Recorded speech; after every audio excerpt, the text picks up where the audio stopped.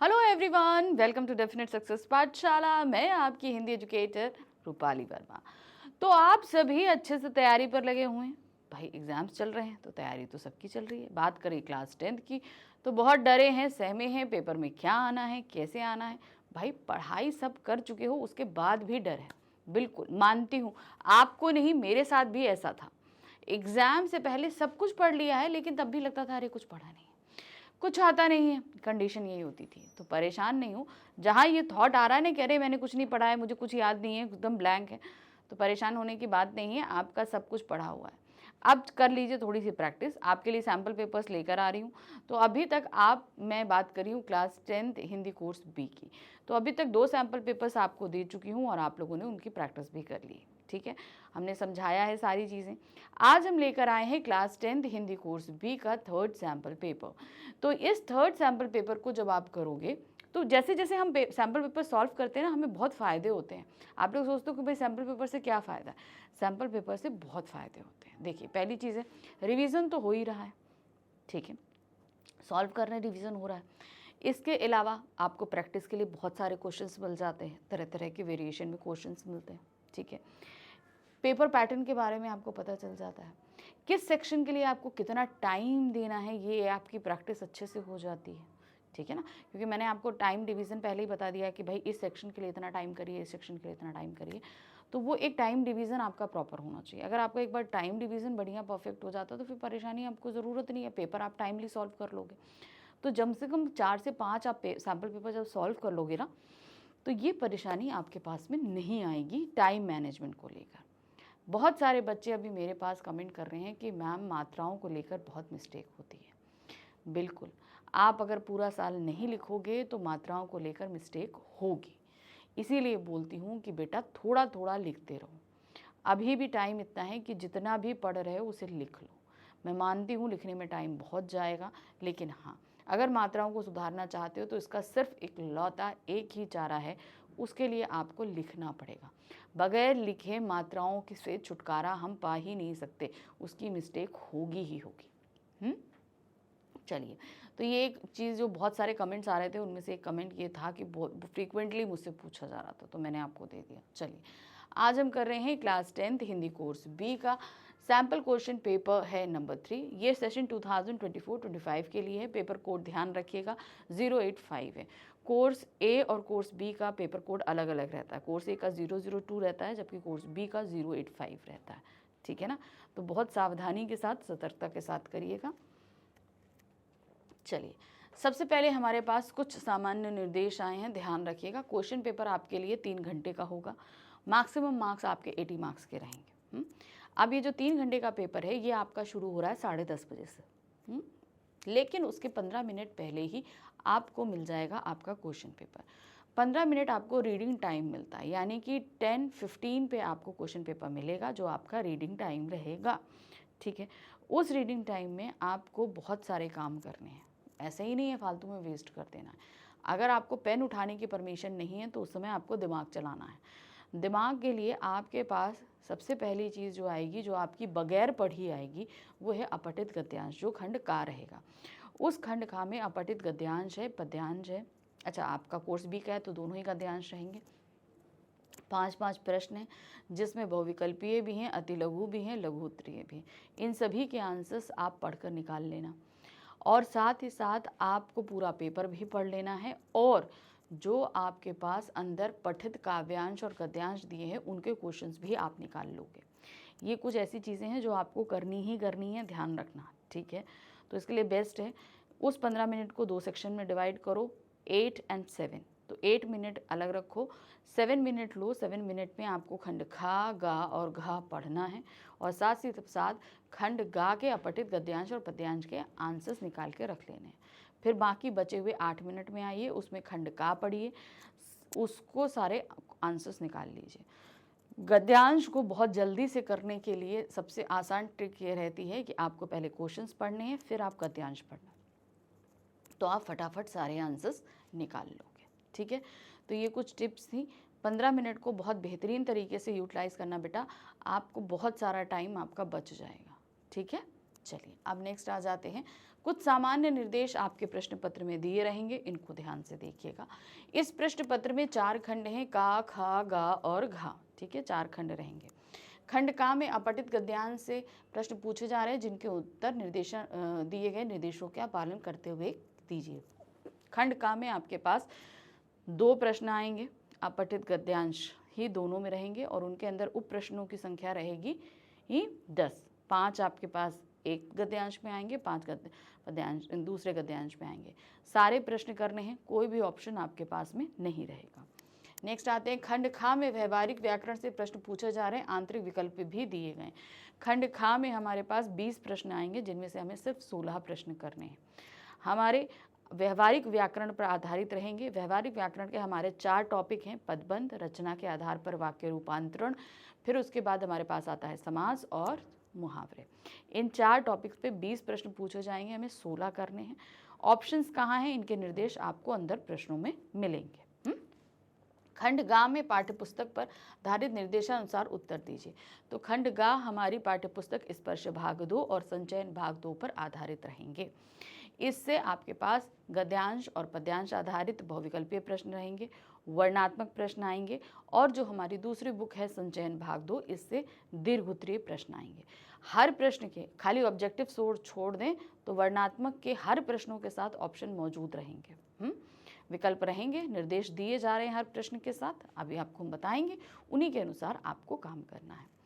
फिर आते हैं खंड घा। खंड घा रचनात्मक लेखन पर आधारित है, आंतरिक विकल्प भी दिए गए हैं। खंड घा पर हमारे रचनात्मक लेखन आधारित प्रश्न आएंगे, इनके साथ अंदर विकल्प मौजूद है। खंड घा में हमारे पास जो रचनात्मक लेखन आ रहा है उसमें अनुच्छेद लेखन है, पत्र लेखन है, विज्ञापन लेखन है, सूचना लेखन है, लघु कथा लेखन है और ईमेल लेखन है। तो ये 6 टॉपिक हैं रचनात्मक लेखन के, और ये हमें 6 टॉपिक करने हैं, ठीक है, ध्यान रखना, सारे करने हैं, मतलब अंदर ऑप्शंस मौजूद हैं, प्रश्न सारे करने। प्रश्न पत्र में कुल 16 प्रश्न है और सभी प्रश्न अनिवार्य है। तो क्या दिया गया है, 16 प्रश्न दिए गए। टोटल पूरे प्रश्न पत्र में कितने 16 क्वेश्चन हैं, सारे के सारे करने, कोई ऑप्शन नहीं मौजूद है। तो आप बोलोगे मैम ऑप्शन, भाई बता रही हूँ, हर प्रश्न के अंदर प्रश्न हैं, उनमें ऑप्शंस मौजूद हैं। ऐसे 1 से लेकर 16 तक के सारे प्रश्न करने हैं, लेकिन उनके अंदर जो प्रश्न दिए गए हैं यानी कि उप प्रश्नों में आपके पास निर्देश मौजूद हैं, उनमें विकल्प आपके लिए मिले हुए हैं। यथासंभव सभी खंडों के प्रश्नों के उत्तर दीजिए। तो याद रखना, क्रमशः उत्तर देने हैं लाइन से, 1 से लेकर 16 तक के प्रश्न बगैर किसी डिसऑर्डर के कंप्लीट करने। कहने का मतलब क्या है, आप लोग में बहुत सारे लोग सोचते हैं कि अरे प्रश्न संख्या 12 में चलो अनुच्छेद है, पहले वो कर लेते हैं, फिर पत्र कर लेते हैं, फिर चलो अपठित गद्यांश कर लेते हैं। नहीं, क्वेश्चन नंबर 1 से लेकर 16 तक के प्रश्न सीक्वेंस से करने, एक भी प्रश्न इधर से उधर नहीं करना। जिस ऑर्डर में क्वेश्चन पेपर में क्वेश्चन दिए गए हैं उसी ऑर्डर में आपके आंसर शीट में आंसर्स होने चाहिए, ठीक है, ये ध्यान रखिए। चलिए अब प्रश्न पत्र शुरू करते हैं। जैसा कि मैंने बताया था कि आपके पास में आ रहे हैं खंड का में 2 अपठित गद्यांश। तो पहला गद्यांश है, इसको पढ़ते हैं। इस पर आधारित 5 प्रश्न हैं, 3 बहुविकल्पीय हैं, 2 आपके अति लघु और लघुत्तरीय प्रश्न हैं। चलिए देखें क्या है। निम्नलिखित गद्यांश को ध्यान पूर्वक पढ़कर पूछे गए प्रश्नों के उत्तर देने हैं। चलिए गद्यांश पढ़ लें, 7 नंबर का रहेगा आपके पास में। मालवीय जी के नाम का विशेषण महामना अपने आप में उनके व्यक्तित्व के अनेक पहलुओं को स्पष्ट कर देता है। उनके मन में विशेषकर गरीबों व शोषितों के लिए अतिरिक्त स्थान था। बापू ने अपनी आत्मकथा में मालवीय जी को भारत भूषण कहा है। क्या कहा है, ध्यान रखिएगा, क्वेश्चंस आएंगे भी इस पे, तो बहुत ध्यान से पढ़ना है। भारत भूषण कहा है। विशालता और रसमयता दो ऐसे गुण उनमें थे जो उन्हें अपने समय के अन्य महापुरुषों से अलग करते हैं। बापू ने लिखा है कि जब कार्य करने के लिए आया तो पहले लोकमान्य तिलक के पास गया, यानी कि जब वो भारत के लिए कार्य करने के लिए आए तो सबसे पहले लोकमान्य तिलक के पास गए। वे मुझे हिमालय से ऊंचे लगे। मैंने सोचा हिमालय पे चढ़ना मेरे लिए संभव नहीं है। फिर मैं श्री गोखले के पास गया। वे मुझे सागर के समान गहरे लगे। मुझे लगा कि मेरे लिए इतनी गहराई में बैठना संभव नहीं, यानी कि इतनी गहराई में मैं नहीं जा पाऊंगा। अंत में मैं मालवीय जी के पास गया, मुझे वह जल की स्फटिक निर्मल धारा के समान लगे, यानी कि अनवरत जो धारा बहती है, साफ स्वच्छ बिल्कुल वैसे लगे। और मैंने उस पवित्र धारा में गोता लगाने का निश्चय किया। फिर मैंने ये सोचा, गोता लगाने का निश्चय किया यानी कि मैंने इनके आदर्शों के अनुसार कार्य करने के बारे में सोचा। अब इस पर है हमारे पास 5 प्रश्न। तो पहले 3 प्रश्न रहेंगे बहुविकल्पीय और 2 रहेंगे वर्णनात्मक। ठीक है, तो पहले 3 बहुविकल्पीय जो रहेंगे वो 1-1 नंबर के रहेंगे, वर्णनात्मक हमारे 2-2 नंबर के रहेंगे। तो इस तरीके से 7 नंबर का ये प्रश्न हो जाएगा। देखिए क्या है, मालवीय जी को मिले ये 2 उपनाम यानी कि विशेषण लिखिए। अब गद्यांश में 2 उपनाम दिए गए हैं ना उनके, देखिए कौन कौन से हैं। मालवीय जी भारत भूषण, महामना भारत भूषण, महामना लोकमान्य या महामना और निर्मल। तो क्या मिला था उन्हें नाम, महामना और भारत भूषण। ये नाम जो है वो गद्यांश में दिया गया था, यही 2 जो है विशेषण उनको दिए गए थे। नेक्स्ट आ जाते हैं, पवित्र धारा में पवित्र शब्द व्याकरण की दृष्टि से क्या है। पवित्र धारा, अब धारा जो है वो क्या है, पवित्र है। तो धारा तो संज्ञा हो गई, उसकी विशेषता क्या हुई कि वो पवित्र है। तो पवित्र शब्द क्या हुआ, विशेषण। तो सही क्या होगा, ये व्याकरण की दृष्टि से एक विशेषण होगा। नेक्स्ट आते हैं, मालवीय जी को भारत भूषण किसने कहा था। गांधी जी ने, तिलक जी ने, गोखले जी ने या आम लोगों ने। तो किसने कहा था, ये तो गांधी जी ने कहा था, तो सही क्या आएगा, गांधी जी ने। नेक्स्ट आते हैं, अब हमारे पास वर्णनात्मक 2 वर्णनात्मक प्रश्न है, इनको ध्यान से देखिए क्या है। महामना मालवीय जी अन्य नेताओं से भिन्न क्यों थे, क्या कारण था कि वो अन्य नेताओं से भिन्न थे। चलिए, तो ये चीज वहां अंदर दिखाई गई है। देखिए, विशालता और रसमयता जैसे गुणों के कारण महामना मालवीय जी अन्य नेताओं से भिन्न थे। ठीक है, तो उनके अंदर विशालता यानी कि हर चीज को एक्सेप्ट करने की जो विशालता होती है, रसमयता यानी कि सरलता से चीजों को ले लेना, दूसरों को आनंद देना, ये सारी चीजें उनके अंदर थी। गोखले की अपेक्षा मालवीय जी ने गांधी जी को क्यों प्रभावित किया। क्यों, गांधी जो गोखले जी थे उनको क्या बताया गया था कि भाई वो जो है बहुत ही ज़्यादा क्या कहते हैं पर्वत के समान थे, है ना। इस वजह से देखिए क्या है, मालवीय जी पवित्रता और सादगी जो कि जल की स्फटिक निर्मल धारा के समान थी के कारण गांधी जी को गोखले की अपेक्षा मालवीय जी ने प्रभावित किया। तो ये सारी लाइंस आपकी उसमें दी, इसलिए मैंने बोला ना कि पहले अगर आप क्वेश्चन पढ़ोगे और फिर गद्यांश में जाओगे तो आपको फटाफट आंसर मिलेंगे, तो उसमें टाइम नहीं जाएगा। चलिए, अब हम आ गए हमारे पास दूसरा गद्यांश। अब इस गद्यांश को पढ़ना है और इस पर आधारित हमारे पास 5 प्रश्न रहेंगे, 5 प्रश्नों को करना है, जिसमें बहुविकल्पीय भी है और वर्णनात्मक भी है। अनुशासन के अभाव में समाज में अराजकता और अशांति का साम्राज्य होता है। बात सही है, कोई अगर अनुशासन, कोई डिसिप्लिन नहीं होगा तो समाज में अशांति और अराजकता फैलेगी। वन्य पशुओं में अनुशासन का कोई महत्व नहीं है, इसी कारण उनका जीवन असुरक्षित, आतंकित एवं अव्यवस्थित रहता है। सभ्यता और संस्कृति के विकास के साथ साथ जीवन में अनुशासन का महत्व भी बढ़ता है। ठीक है, बात सही है, जैसे जैसे सभ्यता और संस्कृति बढ़ती है बहुत जरूरी है कि भाई अनुशासन भी बढ़ता जाए, नहीं तो अराजकता फैलते समय नहीं लगेगा। आज के वैज्ञानिक युग में तो अनुशासन के बिना मनुष्य का कार्य भी नहीं चल सकता। कुछ व्यक्ति सोचते हैं कि अब मानव सभ्य और शिक्षित हो गया है, उस पर किसी भी प्रकार के नियमों का बंधन नहीं होना चाहिए, वह स्वतंत्र रूप से जो भी करे उसे करने देना चाहिए। यानी कि अब भाई व्यक्ति जब शिक्षित है, सभ्य है, तो हमें नहीं लगता अनुशासन की जरूरत है। क्यों, क्योंकि भाई वो समझदार हो गया है, तो वो समझकर ही सारे काम करेगा, तो अनुशासन की क्या जरूरत है, ऐसा सोचना है। लेकिन यदि व्यक्ति को यह अधिकार दे दिया जाए, व्यक्ति को क्या दे दिया जाए, अधिकार दे दिया जाए, तो वह वन्य जीवन की जैसी अव्यवस्था आ जाएगी। कहने का क्या मतलब है कि अगर व्यक्ति को ये आज़ादी दे जाए कि भाई तुम्हारा जैसे मर्जी वैसे काम करो, तो जैसे जंगल में जानवरों का हाल होता है ना, ये उस पर हमला कर रहा है, वो उसको मार रहा है, जो जर्दी से जैसा मर्जी आ रहा है वैसे रह रहा, उनके कोई नियम नहीं होते, वैसे जंगल जैसा माहौल यहाँ पर हो जाएगा। हर इंसान अपनी मनमानी भी करे, ताकतवर कमजोर पर जो है आक्रमण करेगा, कोई अनुशासन नहीं है, कोई डर नहीं है। इस वजह से मानव मानव ही है, देवता नहीं, क्योंकि उसके अंदर संयम नहीं है। उसमें सुप्रवृत्तियां और कुवृत्तियां दोनों होती हैं। बात सही है, दोनों ही होती है। मानव सभ्य तभी रह सकता है जब तक वह अपनी सुप्रवृत्तियों की आज्ञा के अनुसार काम करे, यानी कि अपनी अच्छी आदतों के अनुसार अगर काम करता है तब तो सही है, लेकिन अगर उसकी कुप्रवृत्तियां जागृत हो जाती हैं तो क्या है, फिर तो वो प्रचंड रूप ले सकता है। इसीलिए मानव के पूर्ण विकास के लिए कुछ बंधनों और नियमों का होना आवश्यक है। अगर आप ये चाहते हो कि मानव बहुत अच्छे से विकास करे तो बहुत जरूरी है कि वो कुछ बंधनों के साथ रहे। चलिए, अब यहाँ पर आगे पहले 3 आपके पास बहुविकल्पीय प्रश्न आएंगे और 2 वर्णात्मक। तो बहुविकल्पीय आपके 1-1 नंबर के रहेंगे, वर्णात्मक आपके 2-2 नंबर के रहेंगे। ठीक, पहला है, मानव कब सभ्य कहा जा सकता है? उसे कब सभ्य कहा जाता है?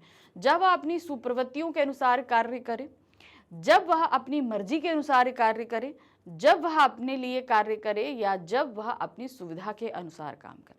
तो सही क्या है? सभ्य तब होगा जब वह अपनी सुप्रवृत्तियों के अनुसार करे, यानी कि उसके अंदर की जो अच्छी आदतें हैं उनके अनुसार काम करता है, तो वो सभ्य कहलाता है। नेक्स्ट आते हैं, अनुशासन के अभाव में समाज की क्या स्थिति होगी? अगर अनुशासन नहीं होगा तो क्या? अशांति और अराजकता रहेगी, असुरक्षित रहेंगे सभी। हाँ, देखिए क्या है, समाज में शांति की स्थिति उत्पन्न हो जाएगी, समाज में जागरूकता उत्पन्न हो जाएगी, समाज में अराजकता और अशांति की स्थिति उत्पन्न हो जाएगी, समाज तेजी से उन्नति करेगा। तो सही क्या है? आपका थर्ड, समाज में अराजकता और अशांति की स्थिति उत्पन्न हो जाएगी। क्योंकि अगर कोई डिसिप्लिन नहीं रहेगा तो क्या होगा? हर कोई एक दूसरे को मारेगा काटेगा, अशांति रहेगी। अराजकता का मतलब है हिंसा ही हिंसा चारों तरफ होगी, कोई किसी को भी मार रहा है, कुछ भी कर रहा है। नेक्स्ट है, मानव में निहित प्रवृत्तियां कौन कौन सी हैं? बताइए। लालच और बुराई, अधर्म और धर्म, आदर और अनादर, या सुप्रवृत्तियां और कुप्रवृत्तियां? तो गद्यांश के अनुसार क्या रहेगा? सुप्रवृत्तियां और कुप्रवृत्तियां है। ठीक है, चलिए 3 बहुविकल्पीय हो गए। अब आएंगे 2 वर्णात्मक प्रश्न। क्या है? अनुशासन के अभाव में पशुओं का जीवन कैसा होता है? जाहिर सी बात है, उसमें असुरक्षा होती है। ठीक है, अव्यवस्थित चीजें होती हैं। होता है कि नहीं होता? देखिए क्या है, वन्य पशुओं में अनुशासन का कोई महत्व नहीं होता, जिसके कारण उनका जीवन असुरक्षित, आतंकित एवं अव्यवस्थित रहता है, क्योंकि वो पहले से ही इतना डरे और सहमे रहते हैं। प्रश्न संख्या 5 है, कुछ लोग अनुशासन को उचित क्यों नहीं मानते? क्योंकि उनका मानना ये है कि मानव अब शिक्षित और सभ्य है, इसलिए किसी तरह के अनुशासन की आवश्यकता नहीं है।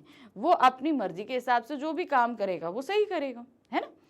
कुछ लोगों का मानना है कि मानव के सभ्य और शिक्षित हो जाने के कारण उस पर किसी प्रकार के नियमों का बंधन नहीं होना चाहिए, वह स्वतंत्र रूप से जो करे उसे करने दो, यानी कि जो वो करना चाहता है उसे करने दो, वो हर एक चीज बहुत अच्छे से कर सकता है। ठीक है, चलिए अब हम आ गए खंड खा। खंड खा हमारा क्या है? व्यवहारिक व्याकरण है। ठीक है, चलिए देखिए, अब व्यवहारिक व्याकरण में हमारे पास कितने टॉपिक्स हैं आप सभी को पता होगा। कोर्स बी वालों को भाई एग्जाम सर पे पता होना चाहिए। पदबंध है, रचना के आधार पर वाक्य रूपांतरण है, फिर उसके बाद हमारे पास में क्या आता है? वो है समास, और फिर है मुहावरे। ठीक है, मुहावरों के लिए पहले भी बता चुकी हूँ कि आप लोग 6th 7th 8th की व्याकरण की बुक उठाइए, उसमें आपको बहुत सारे मुहावरे मिल जाएंगे, वो तो आपको प्रिपेयर करने ही करने हैं। साथ ही आपके पास जो दोनों बुक हैं लिटरेचर की, उनसे भी संबंधित मुहावरे पूछे जा सकते हैं। ठीक है, तो इनकी वैसे मैंने आपको प्रैक्टिस बहुत अच्छे से कराई हुई है। अगर अभी भी आपको डाउट है तो प्लीज़ उन वीडियोज़ को दोबारा देखिए, मुहावरे से रिलेटेड जो भी है। ठीक है, चलिए अब आ जाते हैं, निम्नलिखित वाक्यों में से किन्हीं 4 प्रश्नों के उत्तर दीजिए। अब आप यहाँ पर देख रहे हैं पदबंध आधारित हमारे पास 5 प्रश्न रखे गए हैं, हमें 4 प्रश्नों के उत्तर देने हैं। अब मैंने क्या बताया था आपको स्टार्टिंग में, खंड खा में हमारे पास 20 प्रश्न दिए गए, जिसमें से हमें सिर्फ 16 प्रश्न करने हैं। तो जो हमारे 4 टॉपिक हैं इस पे 5-5 प्रश्न रखे जाएंगे और हमें 4-4 प्रश्न करने होंगे। इस तरीके से उन्होंने 20 प्रश्न दिए और हमें 16 करने हैं। ठीक है, अब बहुत सारे बच्चे ये कहते हैं कि मैम हम 5 प्रश्न कर दें। ये गलती नहीं करना बेटा, मैं फिर से दोहरा रही हूँ, मत करना। ऑप्शंस आपके पास रहते हैं, जो आपको बिल्कुल सही लगते हैं उन्हीं को करना। सारे प्रश्न करने की कोशिश नहीं करना, क्योंकि आपको उसका नंबर मिलने वाला नहीं है, और कहीं ना ऐसा ना हो कि आपकी गलती की वजह से आपके 4 की बजाय 3 नंबर आ जाए। ठीक है, तो इस वजह से सिर्फ जो 4 आपको आते हैं सिर्फ वही 4 करिएगा। एक्स्ट्रा ऑप्ट करने की जरूरत नहीं है। चलिए, तो पदबंध पे 5 प्रश्न हैं, इनमें से 4 प्रश्न करेंगे। पहला है, सूखा पड़ने के कारण पेड़ों से पत्तियां एक एक कर गिरने लगी। इस वाक्य में क्रिया विशेषण पदबंध होगा। अब देखिए, क्रिया विशेषण पदबंध को जब आपको छांटना हो, ठीक है, तो हमें क्या छांटना लेना पड़ेगा, पहले देखना पड़ेगा क्रिया क्या है। तो क्रिया इसमें क्या है, गिरने लगी, ठीक है, गिरने लगी ये इस पूरे वाक्य की मुख्य क्रिया है। अब गिरने लगी के साथ क्रिया विशेषण अगर हमको निकालना है तो सबसे पहले हमें देखना पड़ेगा कि क्रिया किस तरीके से संपन्न हो रही है, कहाँ संपन्न हो रही है, कब संपन्न हो रही है या कितनी संपन्न हो रही है। ये 4 तरीके की चीजें ही हमें क्रिया विशेषण को बताती हैं, ठीक है। अब जैसे यहाँ पर दिया है क्या, गिरने लगी, तो अब यहाँ पर क्या है, कितनी गिर रही हैं, कुछ दिया नहीं, एक एक करके गिरने लगी। कैसे गिर रही हैं, एक एक करके गिर रही हैं।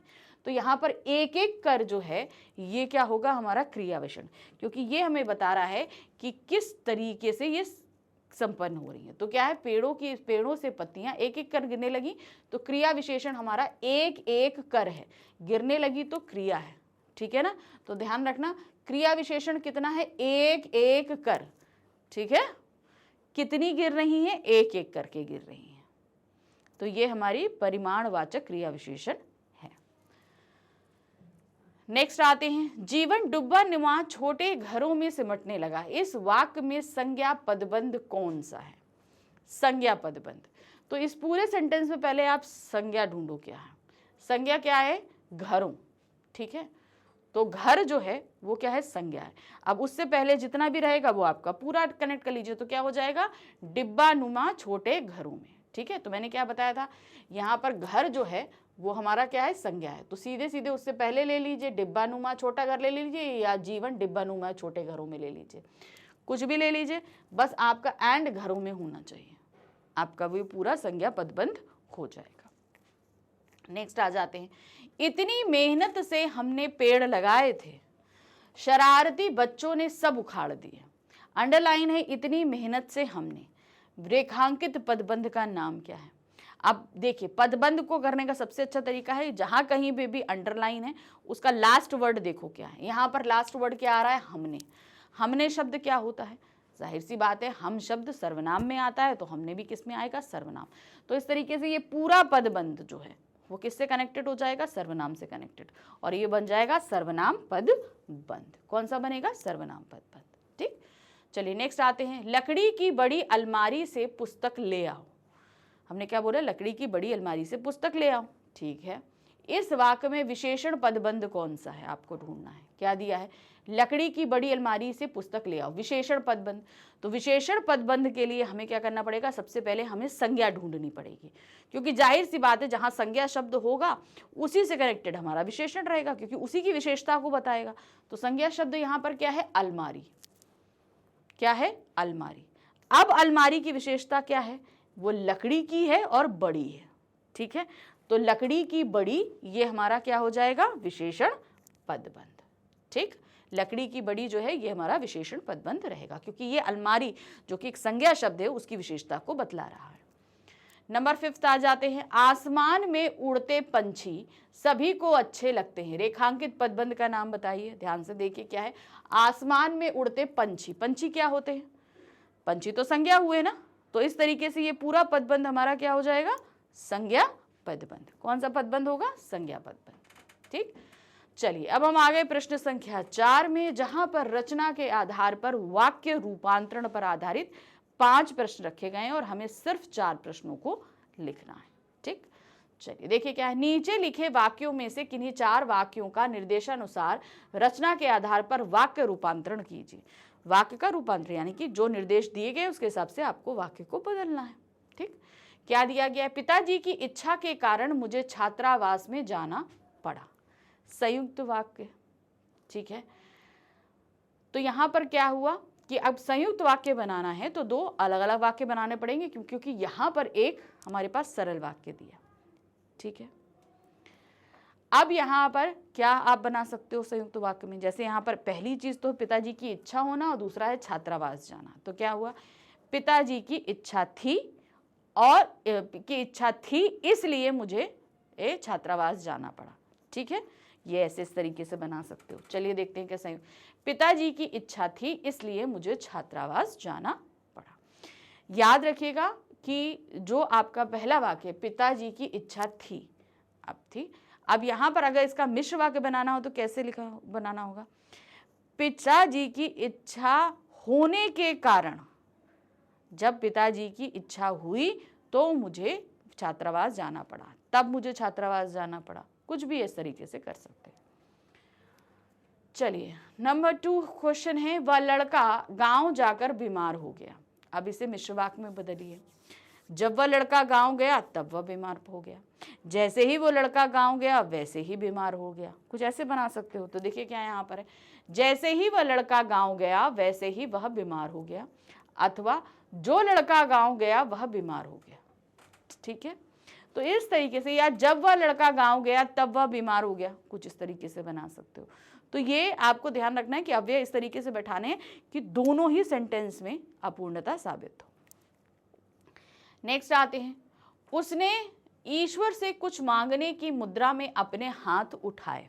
ठीक है, उसने ईश्वर से कुछ मांगने की मुद्रा में अपने हाथ उठाए। तो ये एक सरल वाक्य है जिसे हमें बदलना है मिश्र वाक्य में। ठीक है, ईश्वर से कुछ, जब उसे ईश्वर से कुछ मांगना था तब उसने उस मुद्रा में हाथ उठाए, इस तरीके से लिख सकते हो। ठीक है ना, तो चलिए देखिए क्या हुआ, उसने अपने जो हाथ ऊपर उठाए, उसने अपने जो हाथ ऊपर उठाए वे ईश्वर से कुछ मांगने की मुद्रा में थे। किस में थे? वह ईश्वर से कुछ मांगने की मुद्रा में थे। चलिए नेक्स्ट आते हैं, गाय और बकरियां भी घास खा सकती हैं। अब ये एक सरल वाक्य है, अब यहाँ पर इसे संयुक्त में बदलना है। गाय घास खाती हैं और बकरियां भी घास खाती हैं, इस तरीके से लिख दो। ठीक है ना, गाय घास खा रही हैं और बकरियां भी घास खा रही हैं, सिंपल। ठीक है, तो इस तरीके से हम इसको कर देंगे। 5th क्वेश्चन है, हरिहर काका ने ठाकुरबाड़ी के महंत, पुजारी और साधुओं की जो काली करतूतें थीं उनका पर्दाफाश करना शुरू कर दिया। अब इनको सरल वाक्य में बनाना है। ठीक है, तो कैसे करेंगे हम यहाँ पर इसको, हरिहर काका ने ठाकुरबाड़ी के महंत, पुजारी और साधुओं की काली करतूतों का पर्दाफाश करना शुरू कर दिया, सिंपल। ठीक है ना, तो चलिए देखिए इसे कैसे लिखेंगे। हरिहर काका ने ठाकुरबाड़ी के महंत, पुजारी और साधुओं की काली करतूतों का पर्दाफाश करना शुरू कर दिया। ठीक है, तो ये थे रचना के आधार पर वाक्य रूपांतरण पर 5 प्रश्न। अब हमारे पास में आ रहे हैं समास आधारित 5 प्रश्न। जो हमारा 3rd टॉपिक है व्याकरण का, वो कौन सा है? समास। समास पे आधारित 5 प्रश्न रखे जाएंगे जिन पे हमें सिर्फ 4 प्रश्नों के उत्तर देने होंगे। ठीक है, और 1-1 नंबर के सब प्रश्न रहेंगे। पहला प्रश्न है, चरण कमल का विग्रह कीजिए। चरण कमल, तो यहाँ पर ये क्या होगा, कमल के समान चरण हैं जो। ठीक है, कमल के समान चरण हैं जो। समास कौन सा होगा? कर्मधारय, क्योंकि यहाँ पर चरण की कोमलता की विशेषता की समानता कैसे दी जा रही है? कमल से दी जा रही है, तो ये कर्मधारय समास होगा। देखिए क्या है यहाँ पर, कमल के समान चरण अर्थात कर्मधारय समास। ठीक है, ऐसे भी लिख सकते हो, या चरण जो हैं कमल के समान, आप ऐसे भी लिख सकते हो। ठीक है, तो ये सही क्या होगा हमारा? कर्मधारय, क्योंकि चरण की विशेषता यहाँ कमल के लिए बताई जा रही है। नेक्स्ट है चिड़ी मार, इसका विग्रह करना है। चिड़ी मार, तो यहाँ पर क्या कहा? चिड़िया को मारने वाला है ना, तो चिड़ी मार हो जाएगा। देखिए क्या है, चिड़ी मार, चिड़ियों को मारने वाला, तत्पुरुष समास, चिड़ियों को जो मारता है। तो यहाँ पर जो मार है उसकी विशेषता क्या है? चिड़ी नहीं, लेकिन मेरे हिसाब से जो सही है वो आपका पहले वाला, ये दूसरा वाला गलत है, ये कर्मधारय समास में नहीं आ रहा है। ठीक है, तो बिल्कुल इसमें ये होगा आपका चिड़ियों को मारने वाला तत्पुरुष समास, कर्मधारय समास के अंदर ये नहीं आता है। ठीक है, नेक्स्ट आ जाते हैं, आत्मा पर विश्वास, समस्त पद होगा। अब यहाँ पर लगा हुआ है, तो पर मतलब ये कारक है, तो ये तो समझ में आ गया कि ये तत्पुरुष समास है, लेकिन पर कौन सा कारक होता है? अधिकरण कारक होता है, इसलिए ये क्या होगा? अधिकरण तत्पुरुष समास। और आत्मा पे विश्वास होगा आत्मविश्वास, समस्त पद। ये देखिए क्या है, आत्मा पर विश्वास यानी कि आत्मविश्वास, अधिकरण तत्पुरुष समास। ठीक है, नेक्स्ट आते हैं, चक्र को धारण करने वाला, समस्त पद होगा। चक्र को धारण करने वाला चक्रधर। ठीक है, अगर ये होगा तो ये सीधे सीधे हमारा कौन सा समास हो रहा है, चक्र को धारण करने वाला यानी कि चक्रधर। तो देखिए क्या है यहाँ पर, विष्णु जी है। चक्र को धारण करने वाला चक्रधर अर्थात विष्णु जी यानी कि बहुव्रीहि। भाई चक्र तो एक ही धारण करते हैं विष्णु जी, तो सीधे सीधे हमारा ये क्या हो जाएगा, विष्णु जी की तरफ इशारा। पांचवा देखिए क्या है, नीला है जो गगन, समस्त पल होगा। नील गगन, समास कौन सा है, कर्मधार है। गगन की विशेषता क्या है, ये नीला है, ठीक है ना। तो इस तरीके से ये क्या हो जाएगा आपका, नील गगन, और ये क्या है, कर्मधारय समास। ठीक, देखिए नीला है जो गगन, नील गगन, कर्मधारय समास। चलिए अब आ जाते हैं प्रश्न संख्या 6 पर। यहाँ पर हमारे व्याकरण का जो अंतिम टॉपिक है वो है मुहावरे। उस पर 5 प्रश्न रखे जाएंगे, आपको 4 प्रश्नों के उत्तर देने हैं, और ये कई तरीके से प्रश्न पूछे जाएंगे, ये मैं आपको पहले भी बता चुकी हूँ, समझा चुकी हूँ। ठीक है, चलिए देखिए क्या है, निम्नलिखित में से किन्हीं 4 मुहावरों का वाक्य में प्रयोग इस प्रकार कीजिए कि उनका आश्रय स्पष्ट हो जाए। अब यहाँ पर 5 मुहावरे दिए गए हैं और आपको इनका वाक्य में प्रयोग करना है इस तरीके से कि जो इन मुहावरों का अर्थ है वो पूरी तरीके से हमें उनके जरिए पता चले। ठीक है, चलिए देखते क्या है।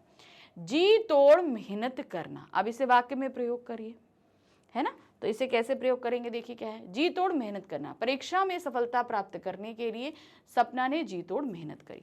आपको इस्तेमाल ये मुहावरा ही करना है, लेकिन इस तरीके से मुहावरा इस्तेमाल करना है कि उसका अर्थ जो है उस मुहावरे में स्पष्ट हो। अब जी तोड़ मेहनत करने का मतलब क्या होता है, बहुत ज़्यादा परिश्रम करना। अब परीक्षा में सफल होने के लिए क्या करना पड़ेगा, बहुत ज़्यादा मेहनत करनी पड़ेगी, है कि नहीं। दूसरा है चैन की सांस लेना, यानी कि राहत मिलना। ठीक है, अब इसे कैसे मिलेंगे, काम पूरा होने पर सीमा ने चैन की सांस ली, यानी कि उसका काम पूरा हुआ, उसे बहुत रिलैक्स हुआ कि कम से कम काम खत्म तो हुआ। तो ये हुआ मतलब राहत की सांस ली कि काम मुश्किल था, कम से कम खत्म हो गया। ठीक है, जैसे तुम लोग के एग्जाम है, जब एग्जाम खत्म हो जाएंगे तो क्या करोगे तुम लोग, चैन की सांस लोगे, है कि नहीं। तो इस तरीके से वो क्या होगा, राहत कि हाँ सब कुछ काम सफलता से संपन्न हो गया। नेक्स्ट है 9 2 11 होना, यानी कि भाग जाना। ये क्या होगा, चोर चोरी कर 9 2 11 हो गया। 9 2 11 करना मतलब भाग जाना। चौथा है घी के दिए जलाना, यानी कि खुशियां मनाना। घी के दिए जलाना मतलब खुशियां मनाना। वह अपने बेटे की शादी में घी के दिए जलाना चाहता है, यानी कि भरपूर खुशियां मनाना चाहता है।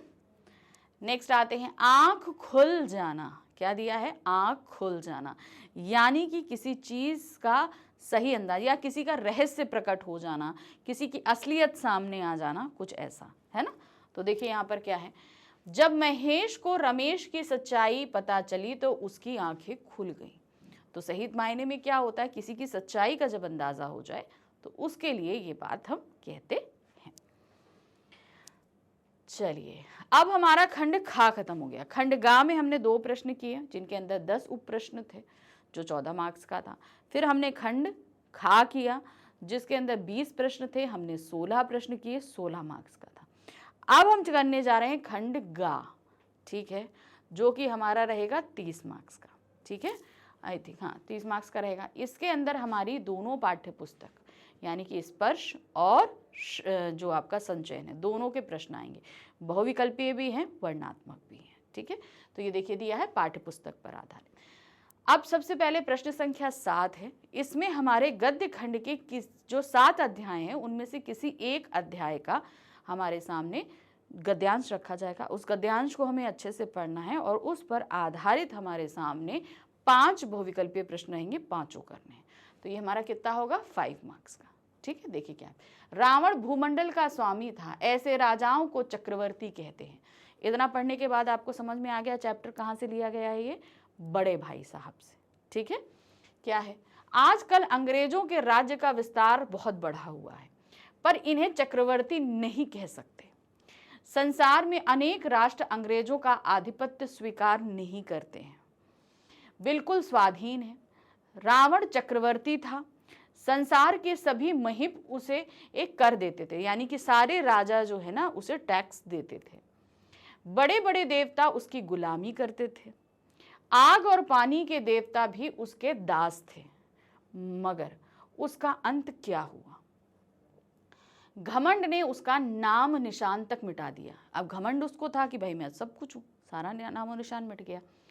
कोई उसे एक चुल्लू पानी देने वाला भी ना बचा, यानी कि एक चुल्लू से कोई पानी दे ये भी नहीं बचा। आदमी और जो कुकर्म चाहे करे पर अभिमान ना करे। इतराए नहीं, अभिमान किया और दीन दुनिया दोनों से गया, यानी कि उसे बहुत ज़्यादा घमंड नहीं करना चाहिए। उसने घमंड किया, उसके बाद जितना है वो सब कुछ चला जाता है। ठीक है, चलिए तो अब इस पर हम देखते हैं 5 बहुविकल्पीय प्रश्न। पहला प्रश्न क्या है? रावण कौन था? अयोध्या का राजा, भूमंडल का स्वामी, देवताओं का दास या अंग्रेजों का मददगार? तो क्या था? भूमंडल का स्वामी।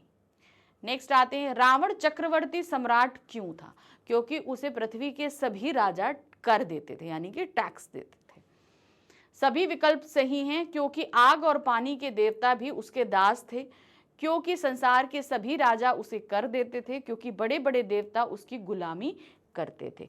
तो यहाँ पर तो हम देख रहे हैं कि सारी बातें कही गई थी, है ना। ये सारी बातें जो हैं वो गद्यांश में बोली गई हैं। बड़े भाई साहब ने छोटे भाई को समझाते हुए ये चीज़ बोली है।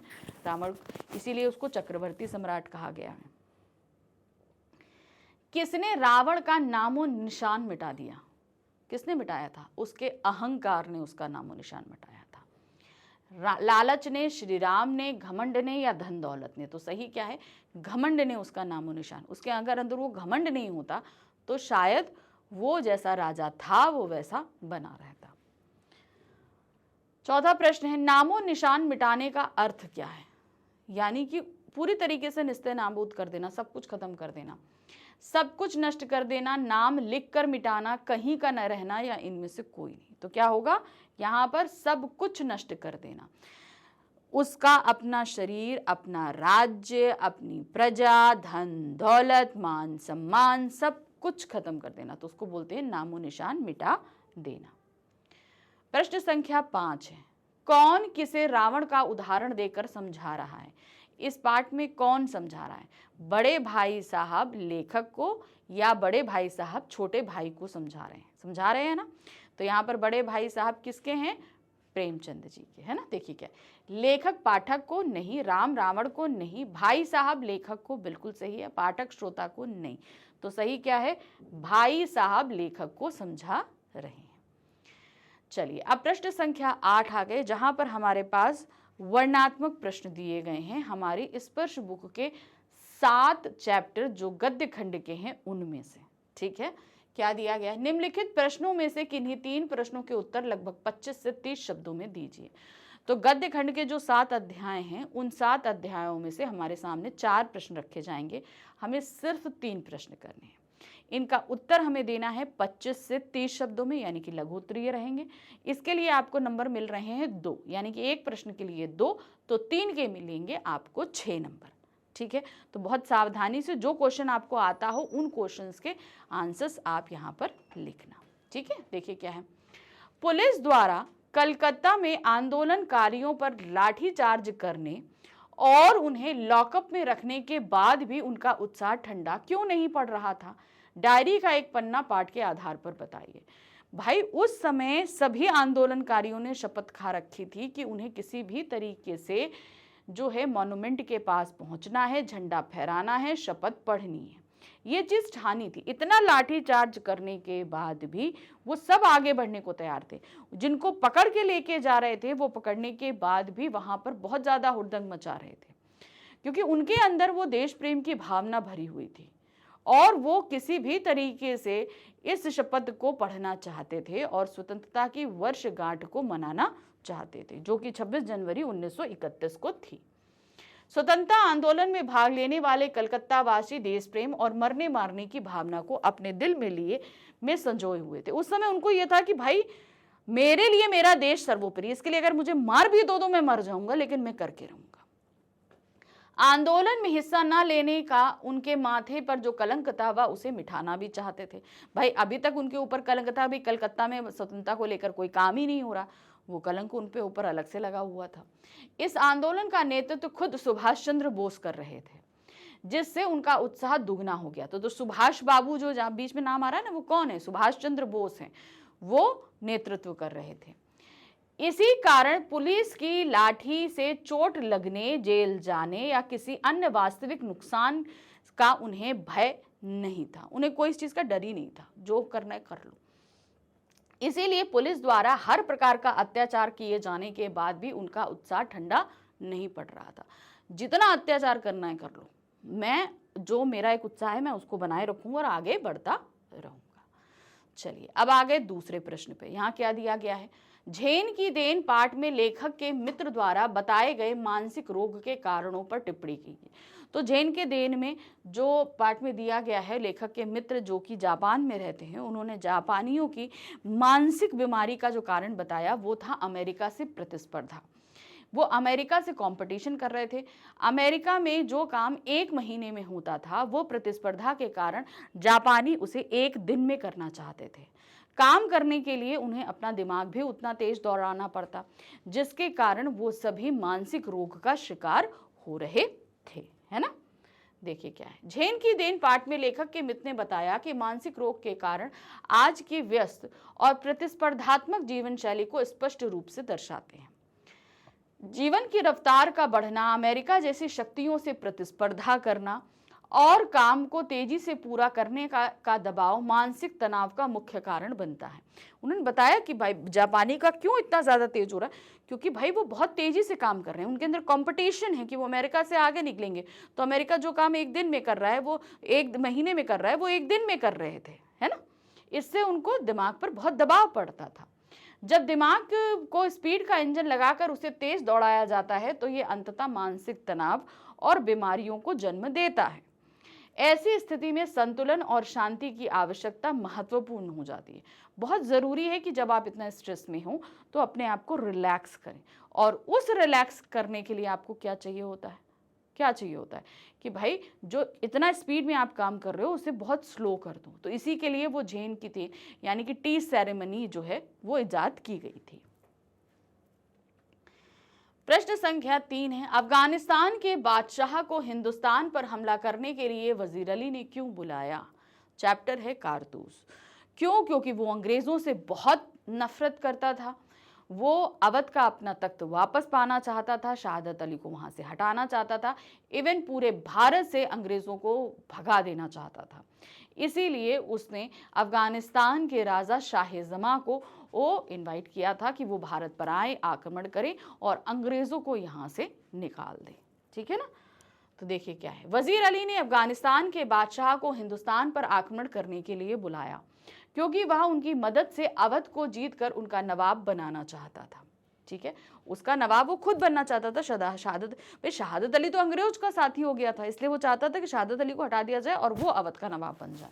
तत्पश्चात वो अंग्रेजों को खदेड़कर हिंदुस्तान को आज़ाद कराना चाहता था, यानी कि पूरे हिंदुस्तान से अंग्रेजों को हटा देना चाहता था। लेकिन अंग्रेजों के खिलाफ कम लोगों के होने के कारण उसे अफगानिस्तान के बादशाह को मदद के लिए बुलाना पड़ा। अब भारत में इतने लोग नहीं थे जो उसकी मदद कर पाते, अंग्रेजों के खिलाफ लड़ पाते, तभी उसने बाहर से अफगानिस्तान के राजा शाह-ए-जमां को बुलाया। अगर भाई हिंदुस्तान में ही लोग मिल जाते तो इन्हें बाहर से बुलाने की जरूरत ही नहीं पड़ती। चौथा प्रश्न है, हिंदी फिल्म जगत में एक सार्थक और उपदेशपरक फिल्म बनाना कठिन है और जोखिम का काम है, कठिन और जोखिम का काम है। तीसरी कशम के शिल्पकार शैलेंद्र पाठ के आधार पर बताइए।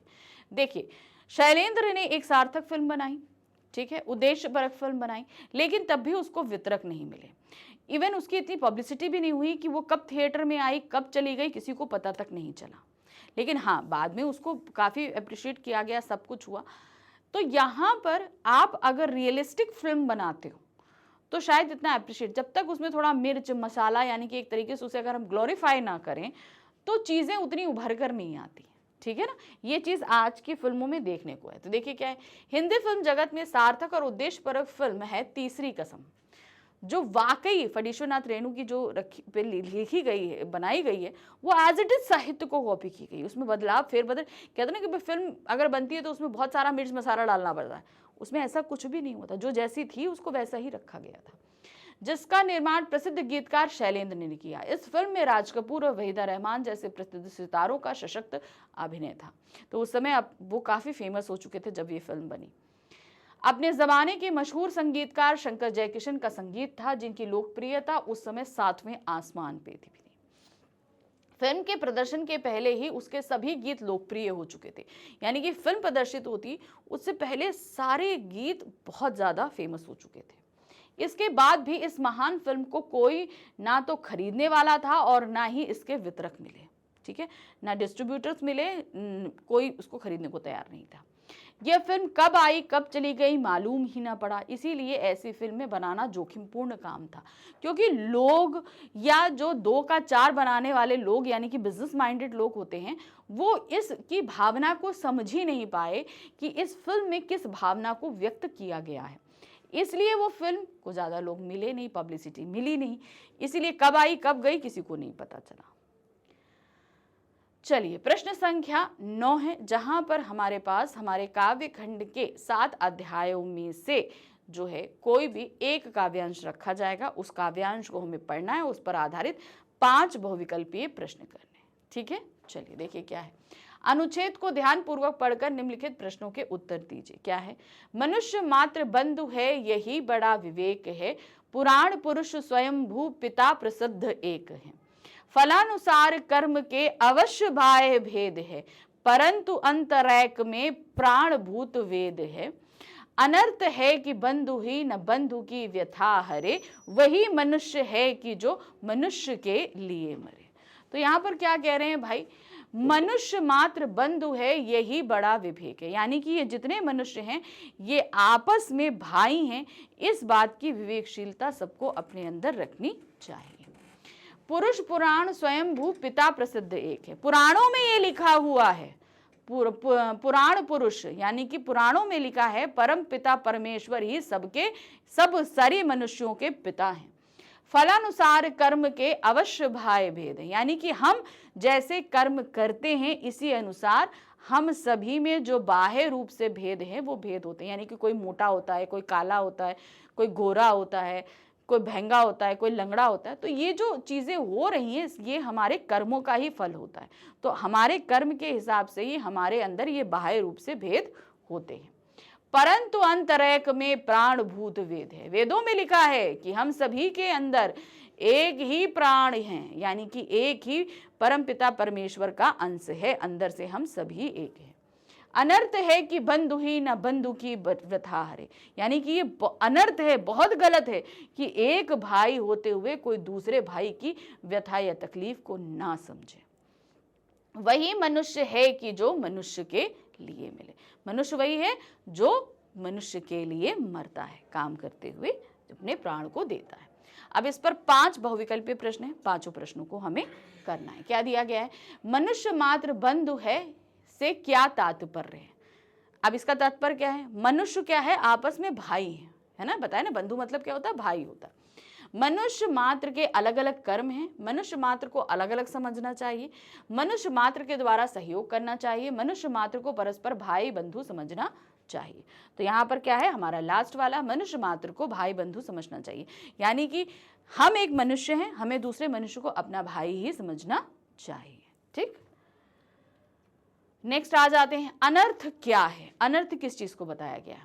भाई भाई से घृणा का भाव रखे, भाई का भाई से अलगाव, भाई का भाई से लगाव, या भाई से भाई की सहानुभूति का भाव। तो यहाँ पर सबसे बड़ी बात यह है कि एक भाई होते हुए हम दूसरे भाई की तकलीफ को ना कम करें, है ना, यही चीज़ है। तो यहाँ पर सही बात जो है वो क्या है? भाई का भाई से अलगाव, यानी कि जब हम अलग अलग हैं, हम एक दूसरे की तकलीफों को नहीं समझ रहे हैं, ये बहुत ही अनर्थ बात है। तीसरा प्रश्न है, प्रत्येक मनुष्य अपना बंधु कैसे है? क्यों? क्योंकि हम सब के पिता कौन है? परम पिता परमेश्वर, है ना। एक देश में जन्म लेने से नहीं, एक गांव में जन्म लेने से बिल्कुल भी नहीं, एक परमात्मा की संतान होने से, एक परिवार में जन्म लेने से। तो ये सारे मनुष्य आपस में एक भाई हैं। क्यों? क्योंकि एक परमात्मा की संतान होने से। हम परम पिता परमेश्वर, हम सभी के जो परमेश्वर हुए कौन है? सिर्फ एक है, उन्होंने ही हमें इस धरती पर जन्म दिया है, इसीलिए हम सब आपस में भाई हैं। प्रश्न संख्या 4 है, क्या दिया गया है? मनुष्य मात्र में भेद क्यों उत्पन्न होता है? एक दूसरे, भाई हम मनुष्य हैं, दूसरा मनुष्य है, अब इसमें ये भेद क्यों? देखते क्या है। भिन्न खान पान के कारण, कर्मों की भिन्नता के कारण, भिन्न देशों में जन्म लेने के कारण, या भिन्न जलवायु के कारण। तो जो बाहरी भेद है वो क्यों है? वो होता है हमारे कर्मों के फलानुसार। हम जैसे कर्म करते हैं हमें वैसे फल मिलते हैं, उसी अनुसार हमारे बाह्य भेद होते हैं। तो कर्मों की भिन्नता के कारण ही जो है भेद होता है। 5वां प्रश्न है, कवि ने सभी मनुष्यों को क्या माना है? मित्र शत्रु, दोस्त शत्रु, भाई बंधु, भाई शत्रु। तो क्या है? भाई बंधु माना है। चलिए अब हम आ गए प्रश्न संख्या 10 में, जहां पर हमारे पास में काव्य खंड पर आधारित, जो हमारी स्पर्श बुक है ना, उसके काव्य खंड पर आधारित 4 प्रश्न रखे जाएंगे। हमें सिर्फ 3 प्रश्न करने हैं और इनका आंसर हमें देना है 25 से 30 शब्दों में, यानी कि 25 to 30 वर्ड्स के अंदर हमें इसका आंसर देना होगा। और ध्यान रखिएगा, एक प्रश्न के लिए आपको सिर्फ 2 नंबर मिल रहे हैं। क्यों? क्योंकि ये लघु उत्तरीय प्रश्न है। एक प्रश्न के लिए 2 नंबर मिलेंगे, तो 3 प्रश्न के लिए कितने नंबर मिलेंगे? 6 नंबर मिलेंगे। ठीक है, तो 4 प्रश्न रखे गए हैं, सिर्फ आपको करने कितने? 3 हैं। निम्नलिखित प्रश्नों में से किन्हीं 3 प्रश्नों के उत्तर लगभग 25 से 30 शब्दों में दीजिए। चलिए देखिए क्या है। मीरा हरि से अपनी पीड़ा दूर करने के लिए उन्हें क्या क्या याद दिलाती है? क्या याद दिलाती है वो? उन्होंने अपने भक्तों की पीड़ा को दूर करने के लिए जो जो काम किए वो याद दिला रही हैं। उन्होंने सबसे पहले द्रौपदी का उदाहरण दिया। द्रौपदी जब दुखित थी और भरी सभा में उन्होंने श्री कृष्ण से अपनी लाज बचाने के लिए बोला, तो उन्होंने उनका चीर को बढ़ा दिया, यानी कि उनके वस्त्र को बढ़ा दिया था। हिरण्यकश्यप ने जब अपने पुत्र प्रहलाद की जान लेनी चाहिए, तो इन्होंने नरहरि का रूप धारण किया और प्रहलाद की जान बचाई और हिरण्यकश्यप का वध किया।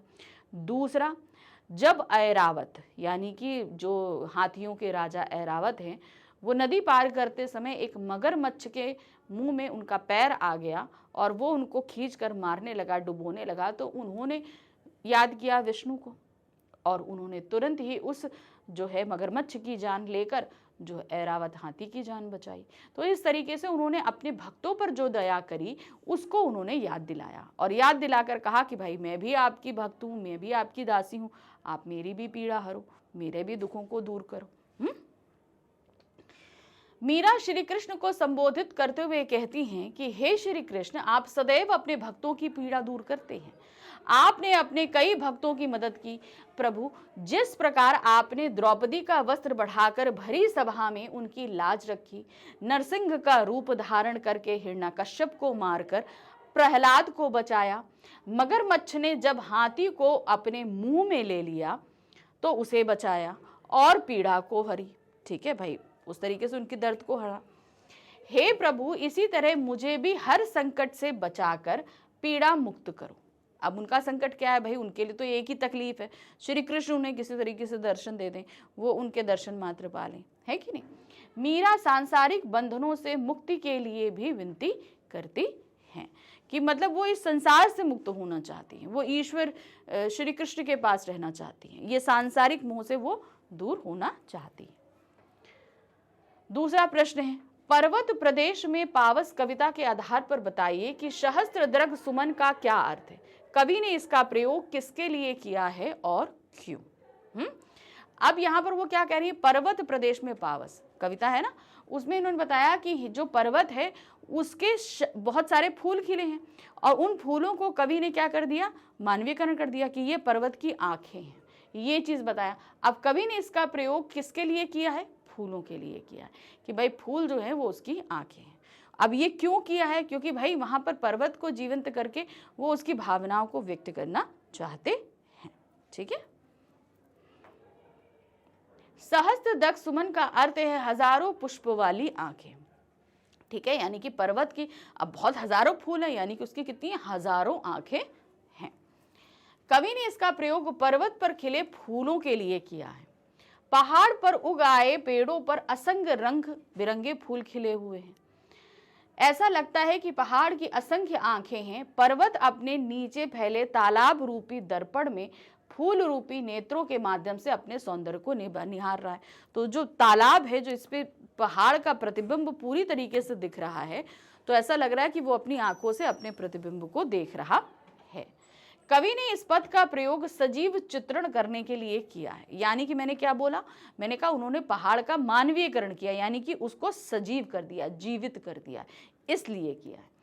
वर्षा काल में पर्वतीय भाग में हजारों की संख्या में पुष्प खिले रहते हैं। ऐसा लगता है मानो पर्वत अपने सुंदर नेत्रों से प्रकृति की छटा को निहार रहा है। और अपनी सुंदरता, भाई प्रकृति का तो अंश वो भी है, तो अपनी सुंदरता को देखकर बहुत प्रसन्न हो रहा है। चलिए तीसरा प्रश्न आ जाते हैं, क्या दिया है। फतह का जश्न इस जश्न के बाद है। कर चले हम फिदा कविता में उद्धत प्रस्तुत पंक्ति में इस जश्न से कवि का क्या आश्रय है और उसे बाद में मनाने के पीछे क्या कारण है। फतह का जश्न इस जश्न के बाद है। ये जश्न किस बारे में बात कर रहा है? ये जश्न मतलब बलिदान देने का जश्न। जब हम बलिदान देंगे तभी तो फतेह का जश्न मनेगा। अब फतह के दूसरा इन्होंने बोला क्या है, अब यहां पर क्या बोला दूसरा, उसके बाद में मनाने का पीछे का क्या। फतह का जश्न इस जश्न के बाद है। अब उन्होंने बाद में मनाने के लिए क्यों बोला, क्योंकि भाई जब हम बलिदान देंगे, अपना सब कुछ होगा, उसी के बाद तो फतह का जश्न मनेगा। पहले तो भाई पहले फतह हो बाद में बलिदान हो, ये तो होता नहीं।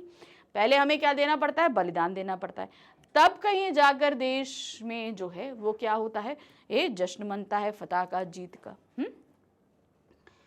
फतह का जश्न इस जश्न के बाद है कहकर कवि अन्य सैनिकों को बलिदान देने के लिए प्रेरित करना चाहता है। उसका मानना है कि यदि देश रक्षा के कार्यों को अधूरा छोड़ दिया जाएगा तो शहीदों का बलिदान व्यर्थ हो जाएगा। ठीक है ना भाई, हम अगर बलिदान देते रहेंगे तभी तो देश सुरक्षित रहेगा। नहीं तो पता चला मैंने तो बलिदान दे दिया, मेरे बाद अगर किसी ने रक्षा नहीं करी तो क्या होगा, फिर तो उस पर जो है दुश्मन आके कब्जा कर लेंगे। तो मतलब ये जश्न चलता रहना चाहिए बलिदान देने का, क्योंकि ये रुका नहीं कि हमारे देश की आज़ादी पहले खतरे में पड़ेगी। अतः शहीदों के बाद अन्य सैनिकों को भी बहादुरी से शत्रुओं का साथ तब तक लड़ना होगा जब तक देश पूरी तरह सुरक्षित ना हो जाए। जीत का उत्सव हम तभी मना सकेंगे जब बलिदान का यह सिलसिला थम जाएगा। यानी कि बलिदान देने, यानी कि जब हमारा देश जीतेगा ही तभी जब हमारा बलिदान थमेगा, है कि नहीं। चलिए फोर्थ क्वेश्चन है, भाव स्पष्ट कीजिए। क्या है, नत शिर होकर सुख के दिन में तब मुख पहचानू छिन छिन में। किससे पंक्तियां ली गई हैं? ये कविता है हमारी आत्मत्राण से। अब इसमें क्या वो बता रहे हैं, क्या दिया है, नत सिर होकर सुख में, यानी कि सुख के दिनों में भी मैं सर झुकाकर तब मुख पहचानू छिन छिन में, यानी कि तब भी मैं उनको आपको पहचानू, भूलू नहीं, सुख के दिन में मैं आपको नहीं भूलू। ठीक है, चलिए देखें इसका कैसे लिखेंगे। प्रस्तुत पंक्तियों के माध्यम से कवि कहना चाहते हैं कि वे प्रभु से निवेदन करते हैं कि उन्हें सुख के क्षणों में भी याद करें, यानी कि हम सुख के क्षणों में भी उनको याद करते रहें। दुख के क्षण में सभी ईश्वर को याद करते हैं, पर कवि चाहते हैं कि सुख में भी अपना शीश झुकाकर ईश्वर को स्मरण करें। भाई दुख में हमारे ऊपर तो विपत्ति पड़ी नहीं, तो हमने तो सबसे पहले ईश्वर को याद करना है, लेकिन जब हमारे पास सुख होता है तो हम ईश्वर को नहीं याद करते। तो ये बहुत गलत चीज़ होती है। सुख के दिनों में भी ईश्वर को याद रखिए, उन्हें थैंक्सफुल रहिए कि कम से कम उन्होंने जो कुछ दिया हम उनकी कृपा से हमको प्राप्त हुआ। चलिए नेक्स्ट आते हैं। अब हमारे पास प्रश्न संख्या 11 आ गया, जहां पर हमारी बुक संचयन पर आधारित प्रश्न रखे जाएंगे। ठीक है, तो क्या है, निम्नलिखित प्रश्नों में किन्हीं 2 प्रश्नों के उत्तर लगभग 50 से 60 शब्दों में दीजिए।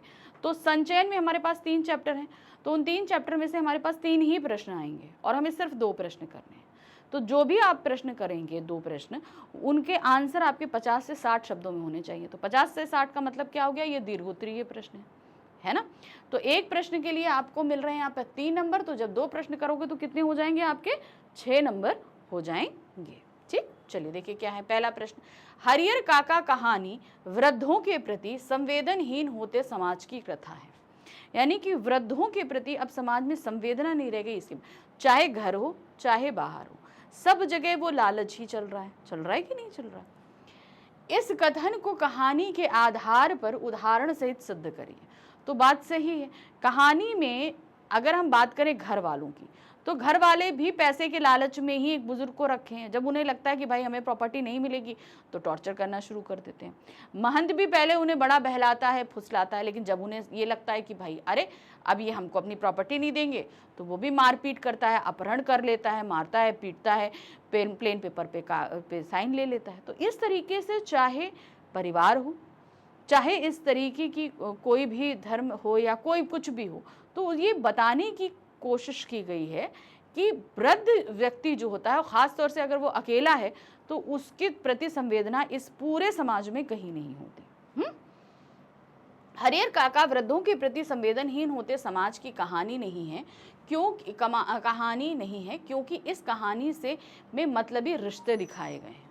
ठीक है, तो उनके चीजें संवेदनहीन होते समाज की कहानी है। सॉरी, नहीं तो यहाँ पर नहीं आएगा, क्योंकि संवेदनहीन, वही मुझे भी लगा थोड़ा। हरिहर काका वृद्धों के प्रति संवेदनहीन होते समाज की कहानी है। ठीक है, क्योंकि इस कहानी में मतलबी रिश्ते दिखाए गए। मतलबी रिश्तों का इन अ सेंस मतलब क्या है भाई, जब तक मतलब है तब तक रिश्ते हैं, नहीं मतलब है तो उससे कोई मतलब नहीं। ठीक है ना, तो ये चीज यहाँ पर बताने का प्रयत्न किया गया है। ठीक है, फिर क्या है, जो कि एक जमीन जायदाद पर आधारित है। जब तक मतलब निकल रहा है तब तक रिश्ते अच्छे हैं, और जैसे ही मतलब खत्म, रिश्ते साथ में रिश्ते खत्म। ठीक है, अगर मान लो कि वो अपनी जमीन, हरिहर काका अगर मान लो अपने भाइयों के नाम लिख देते, तो क्या होता? क्या उनके भाई उनकी देखभाल करते? नहीं करते, मुझे तो नहीं लगता नहीं करते, क्योंकि जब पहले ही वो इतना मारपीट कर चुके थे, तो अगर प्रॉपर्टी मिल जाती तब तक वो घर से बाहर निकाल देते, तुम जाओ, तुम अपना काम करो जाके। इस कहानी में समाज में मतलबी और धोखापन पहलुओं की ओर आकर्षित करती है। हमें यह देखने को मिलता है कि जीवन में रिश्ते केवल पैसों पर ही आधारित होते हैं। व्यक्ति को कभी भी अपनी संपत्ति अपने जीते जी अपनी संतान के नाम नहीं लिखनी चाहिए। तो अपने हाथ में स्ट्रेंथ रखनी है तो बुजुर्गों को अपनी प्रॉपर्टी अपने पास ही रखनी चाहिए। तब तक वो किसी को नहीं दे जब तक उनकी देखभाल कोई नहीं करता। ठीक है, तो मरते दम तक तो किसी को नहीं देनी चाहिए। नेक्स्ट है, सपनों के से दिन पाठ के आधार पर तब के स्कूली बच्चों के पहनावे तथा खेल कूद की तुलना आज के स्कूली बच्चों से कीजिए। दोनों में से आप किसे अच्छा समझते हैं? देखिए, आजकल के स्कूली परिधान तो आप देखते हैं, बढ़िया अच्छा ड्रेसअप होना चाहिए, शूज़ चमकते हुए होने चाहिए, सब कुछ होना चाहिए। लेकिन जैसा कि इस चैप्टर में बताया गया है कि भाई वो लोग बेतरतीब कपड़े, फटे बटन उधड़ी, ऐसे ही वो लोग स्कूल पहुंच जाते थे, है कि नहीं? तो मतलब आप पहले से और अभी में ये डिसिप्लिन है कि भाई आपको ड्रेस में परफेक्ट होना चाहिए, ये चीज़ की होती है। तो देखिए क्या है, सपनों के से दिन पाठ के अनुसार तब के स्कूली बच्चों के पहनावे में सादापन और पारंपरिकता थी। यानी कि कोई ड्रेस कोड पहले तो नहीं होता था। एक चीज़ ये ध्यान रखना, जैसे पहले आजकल है ना कि भाई सबको ग्रे पैंट या वाइट शर्ट या जो भी सबके यहाँ ड्रेस कोड अलग अलग होता है, वो ड्रेस कोड आप लोग के पास में होता है और सभी बच्चों को उसी ड्रेस कोड में जाना होता है। लेकिन पहले ऐसा नहीं होता था।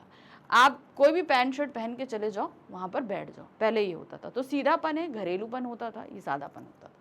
लड़के आमतौर पे कुर्ता और पैंट पहनते थे, जबकि लड़कियां साड़ी या सलवार सूट पहनती थी। उनके खेल कूद में भी सरलता थी, वे खुली जगहों पर खेलते, जैसा कि गिल्ली डंडा, कंचे और कबड्डी। आज के स्कूली बच्चों के पहनावे में अधिक आधुनिकता आ गई है, मॉडर्न और फैशन का समावेश है। वे जीन्स, टी शर्ट और खेल के कपड़े पहनते हैं। खेल कूद की गतिविधियां भी बदल गई हैं। अब बच्चे क्रिकेट, फुटबॉल और वीडियो गेम्स में रुचि रखते हैं। यदि दोनों की तुलना की जाए तो मैं तब के बच्चों के पहनावे और खेल कूद को अधिक अच्छा मानता हूँ, क्योंकि देखिए आजकल क्या है ना, इंसान कैसा है ये काफ़ी हद तक उसके पहनावे पर डिपेंड हो जाता है।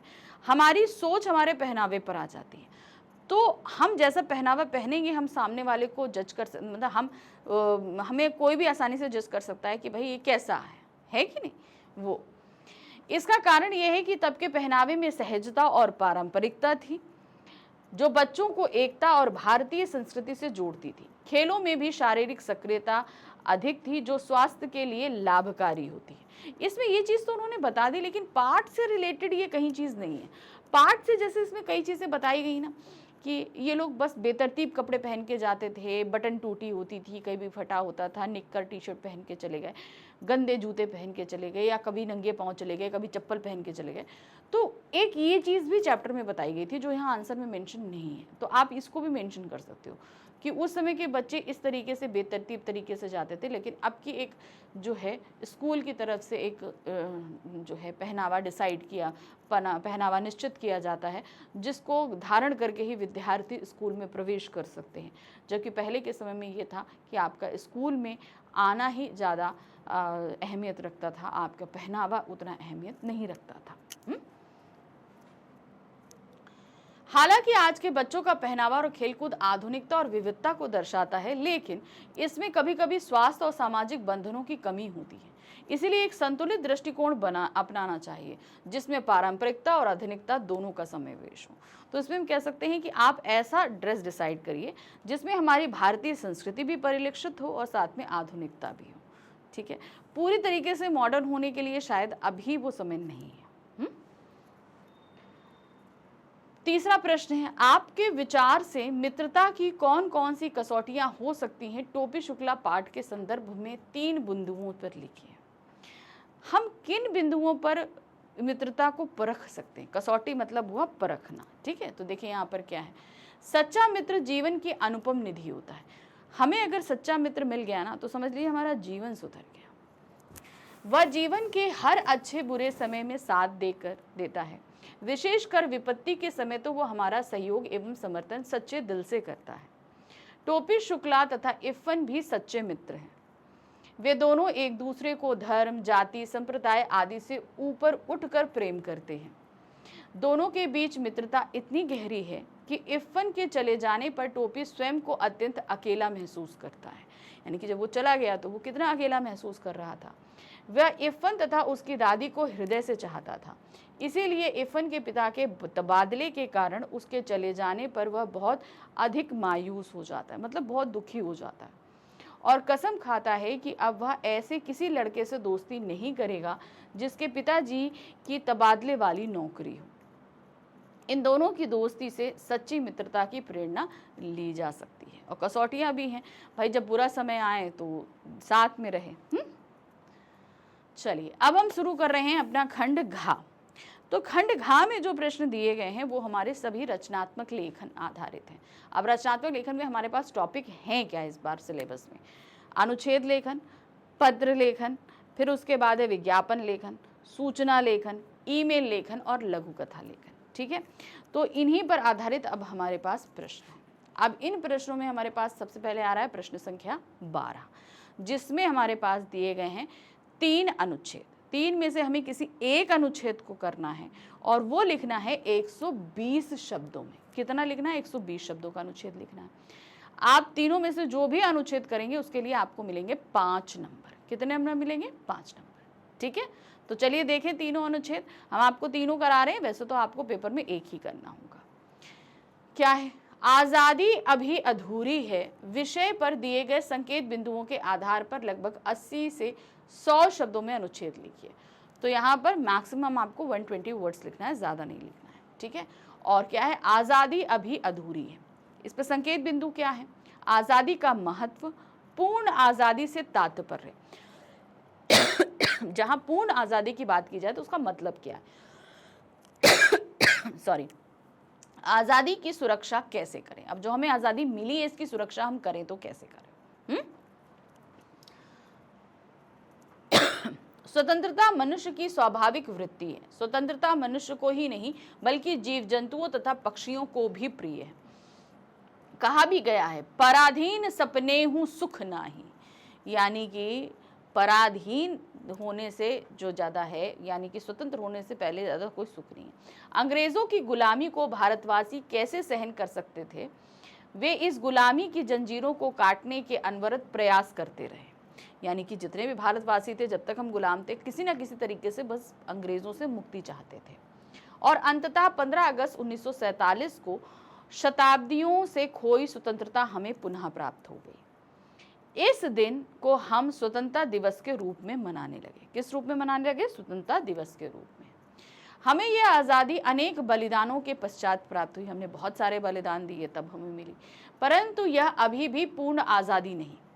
हम आज भी मानसिक तौर पर गुलाम हैं। हमें इस स्वतंत्रता की रक्षा के लिए सदैव सजग रहना होगा। अब क्यों है? क्योंकि हम मानसिक रूप से अभी हैं। हम मान लीजिए किसी दूसरे देश को अनुसरण करते हैं तो मानसिक रूप से तो अभी गुलाम ही है कि नहीं। स्वार्थवश कोई ऐसा कार्य ना करे जिससे भारत कलंकित हो अथवा इसकी स्वतंत्रता को कोई हानि पहुंचे। अब हमें स्वार्थ में ऐसा कोई काम नहीं करना जिससे देश की आज़ादी को खतरा हो, देश को कोई नुकसान पहुंचे। हमेशा इस चीज़ का ध्यान रखना, ठीक है। भारतीयों को ना सिर्फ बाहरी ताकतों से अपितु देश के भीतर छिपे गद्दारों से भी सावधान रहने की आवश्यकता है। इसके लिए हमें सभी को देशभक्ति की भावना को जागृत करना होगा। अपने अधिकारों के साथ अपने कर्तव्यों का भी पालन करना होगा। अपनी कानून व्यवस्था को दुरुस्त करना होगा, तभी हम अपनी आज़ादी को सुरक्षित रख पाएंगे। तो जब हम ये सब करेंगे तभी कहीं जाकर आज़ादी सुरक्षित हो पाएगी। चलिए अब आते हैं दूसरा अनुच्छेद क्या है? सौर ऊर्जा, सस्ती और स्वच्छ ऊर्जा। इस पर हमें अनुच्छेद लिखना है। संकेत बिंदु हैं भूमिका, स्रोत, देश के लिए क्यों आवश्यक और लाभ। ठीक है, तो ध्यान रखिएगा। संकेत पहले आपको सौर ऊर्जा बतानी है क्या है, इसका स्रोत क्या है, सूर्य है। देश के लिए क्यों आवश्यक है? क्योंकि भाई ये सस्ती भी है और प्रदूषित भी नहीं होती। नेक्स्ट है लाभ, इससे भाई लाभ ही लाभ है, जितने ले लो उतने लाभ है। हम अगर अपनी सारी ऊर्जा सौर ऊर्जा के जरिए चलाएं तो हम क्या कहते हैं, खनन से बच जाएंगे, है कि नहीं। पानी से जो हम इलेक्ट्रिसिटी बनाते हैं, हम कोयले से जो बनाते हैं, इससे पर्यावरण जो है बहुत दूषित होता है, उससे भी बच जाएंगे। सौर ऊर्जा सूर्य की किरणों से प्राप्त ऊर्जा है जो स्वच्छ और नवीनीकरणीय स्रोत के रूप में उभरी है। यह ऊर्जा स्रोत पर्यावरणीय दृष्टिकोण से अत्यंत महत्वपूर्ण है। यानी कि अगर एनवायरमेंटल की दृष्टि से देखें तो बहुत ज़्यादा ये नीट एंड क्लीन है, और जो कि वैसे सस्ती तो होती ही है, क्योंकि यह जलवायु परिवर्तन को कम करने में सहायक होती है। भारत जैसे देश के लिए जहां सौर ऊर्जा की प्रचुरता है, भाई हमारे यहाँ सूरज तो निकलता ही है ना, प्रचुरता है कि नहीं, यह ऊर्जा संकट के समाधान में एक महत्वपूर्ण भूमिका निभा सकती है। सौर ऊर्जा का उपयोग करने से पारंपरिक ऊर्जा स्रोतों पर निर्भरता कम होती है। तो जो हम पारंपरिक ऊर्जा स्रोत हमारे कौन से हैं आप बताइए। हम कोयले के द्वारा, पानी के जरिए जो हम बिजली बना रहे हैं, उससे हमें छुटकारा मिलता है, जो वायुमंडल में प्रदूषण की मात्रा घटाने में मदद करता है। इसके अलावा सौर ऊर्जा की लागत कम होने से ग्रामीण क्षेत्रों में बिजली पहुंचने में सहायता मिलती है। भाई सीधी सी बात है, इसमें लागत ज़्यादा नहीं होती। एक बार आप पैनल्स लगवा लो, उसके बाद तो आपको कुछ ज़्यादा इतना करना नहीं पड़ता है कि नहीं। इस प्रकार सौर ऊर्जा न केवल पर्यावरण की रक्षा करती है बल्कि आर्थिक और सामाजिक विकास में भी योगदान देती है। चलिए अब हम आ गए अपने तीसरे अनुच्छेद में। तीसरा अनुच्छेद हमें क्या दे रहा है? जैविक यानी कि ऑर्गेनिक खेती, एक कदम प्रकृति की ओर। अब भाई आजकल हम लोग जो है ना, जो रासायनिक खेती करते हैं, ये हम लोगों के शरीर के लिए तो बहुत नुकसानदेह है ही, लेकिन ये साथ ही साथ मिट्टी से मिलने वाली पोषकता को भी नष्ट कर देती है। तो आजकल ज़्यादातर जो है ऑर्गेनिक खेती हो रही है। भारत अब धीरे धीरे ऑर्गेनिक खेती की तरफ बढ़ रहा है। अब इसे लिखना है 3 संकेत बिंदु में: समय की मांग, सकारात्मक प्रभाव और कठिनाइयाँ सुझाव। ठीक है, तो इस पे लिखना, देखिए क्या है यहाँ पर, जैविक या ऑर्गेनिक खेती, एक कदम प्रकृति की ओर। भारत एक कृषि प्रधान देश है। यहाँ की अधिकतर संख्या खेती से अपनी आजीविका चलाती है। तो इसीलिए भाई कृषि प्रधान देश रहा है, यानी कि यहाँ पर ज़्यादातर लोगों की जो जीविका है वो खेती के जरिए चलती है। भारत देश में की गई हरित क्रांति भी कृषि क्षेत्र में उन्नति के लिए शुरू किया गया एक अभियान रहा है।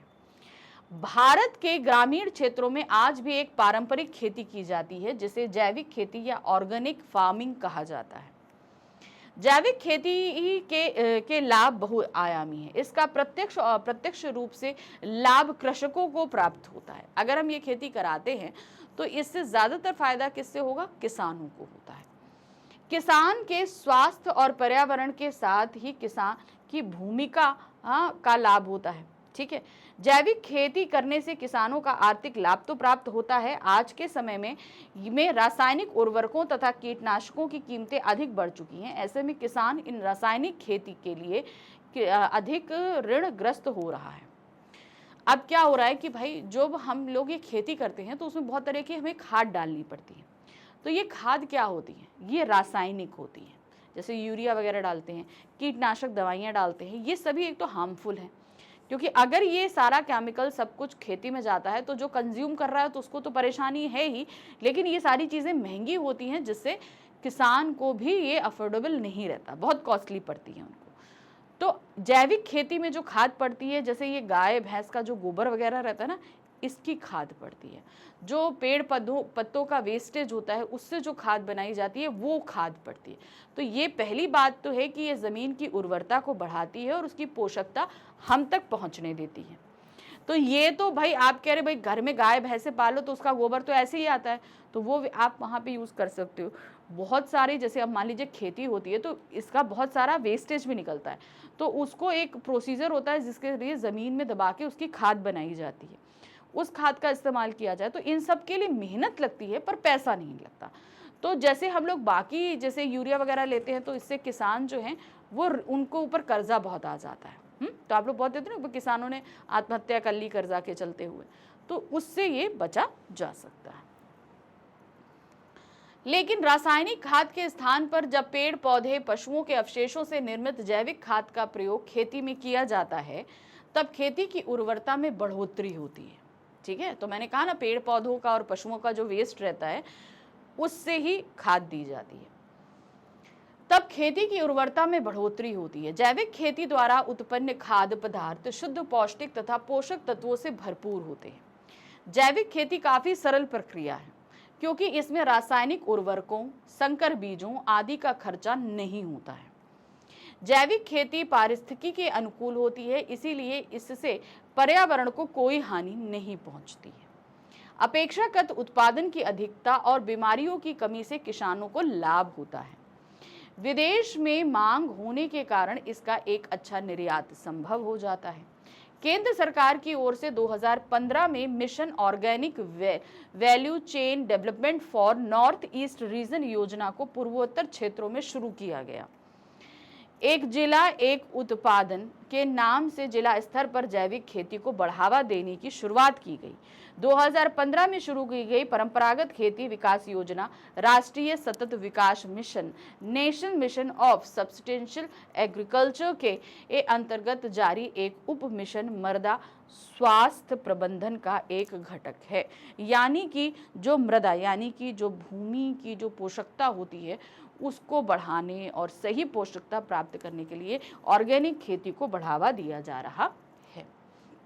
वर्तमान परिस्थिति को देखते हुए ये कहना अतिशयोक्ति नहीं होगी कि यदि मानव को धरती पर अपना अस्तित्व लंबे समय तक बनाए रखना है तो उसे जैविक खेती को अपनाना अनिवार्य है। बहुत जरूरी है कि हम जैविक खेती को अपनाएं। आधुनिक समय में खेती में ना होने वाले रासायनिक प्रयोगों ने ना सिर्फ मानव को बल्कि प्रकृति को भी काफी नुकसान पहुंचाने का काम किया है। स्वास्थ्य तथा पर्यावरण को प्रभावित करने वाली खेती को छोड़कर स्वास्थ्यवर्धक तथा पर्यावरण रक्षक जैविक खेती को अपनाना मानव की आवश्यकता बन गई है। बहुत जरूरी है कि हम जैविक खेती करें, यानी कि ऑर्गेनिक फार्मिंग करें, क्योंकि हमारे स्वास्थ्य के लिए नहीं, हमारे पर्यावरण के लिए, किसानों के लिए, सभी के लिए ये फायदेमंद है।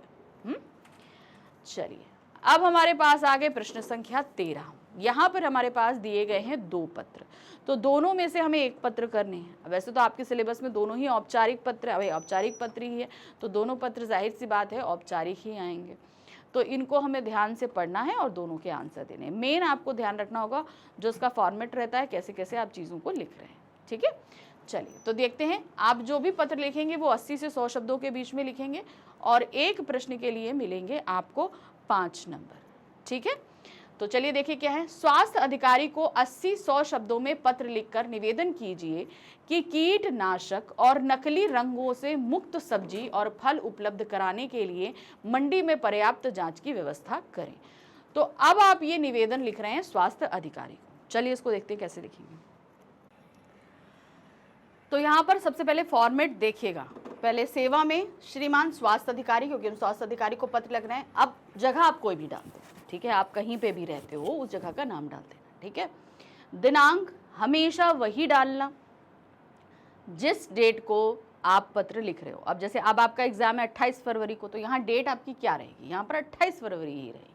ठीक है, कीटनाशक और नकली रंगों से मुक्त सब्जी और फल उपलब्ध कराने हेतु अनुरोध, क्योंकि मार्केट में आजकल इस तरह की सब्जियों की सप्लाई बहुत बढ़ी हुई है। तो हम स्वास्थ्य अधिकारी को सीधे से कंप्लेंट कर रहे हैं कि भाई आप सर्च करिए, जो ऐसा हो रहा है तो निकाल कर अलग करिए, है कि महोदय, मैं कमलेश कृष्णानगर का निवासी हूं।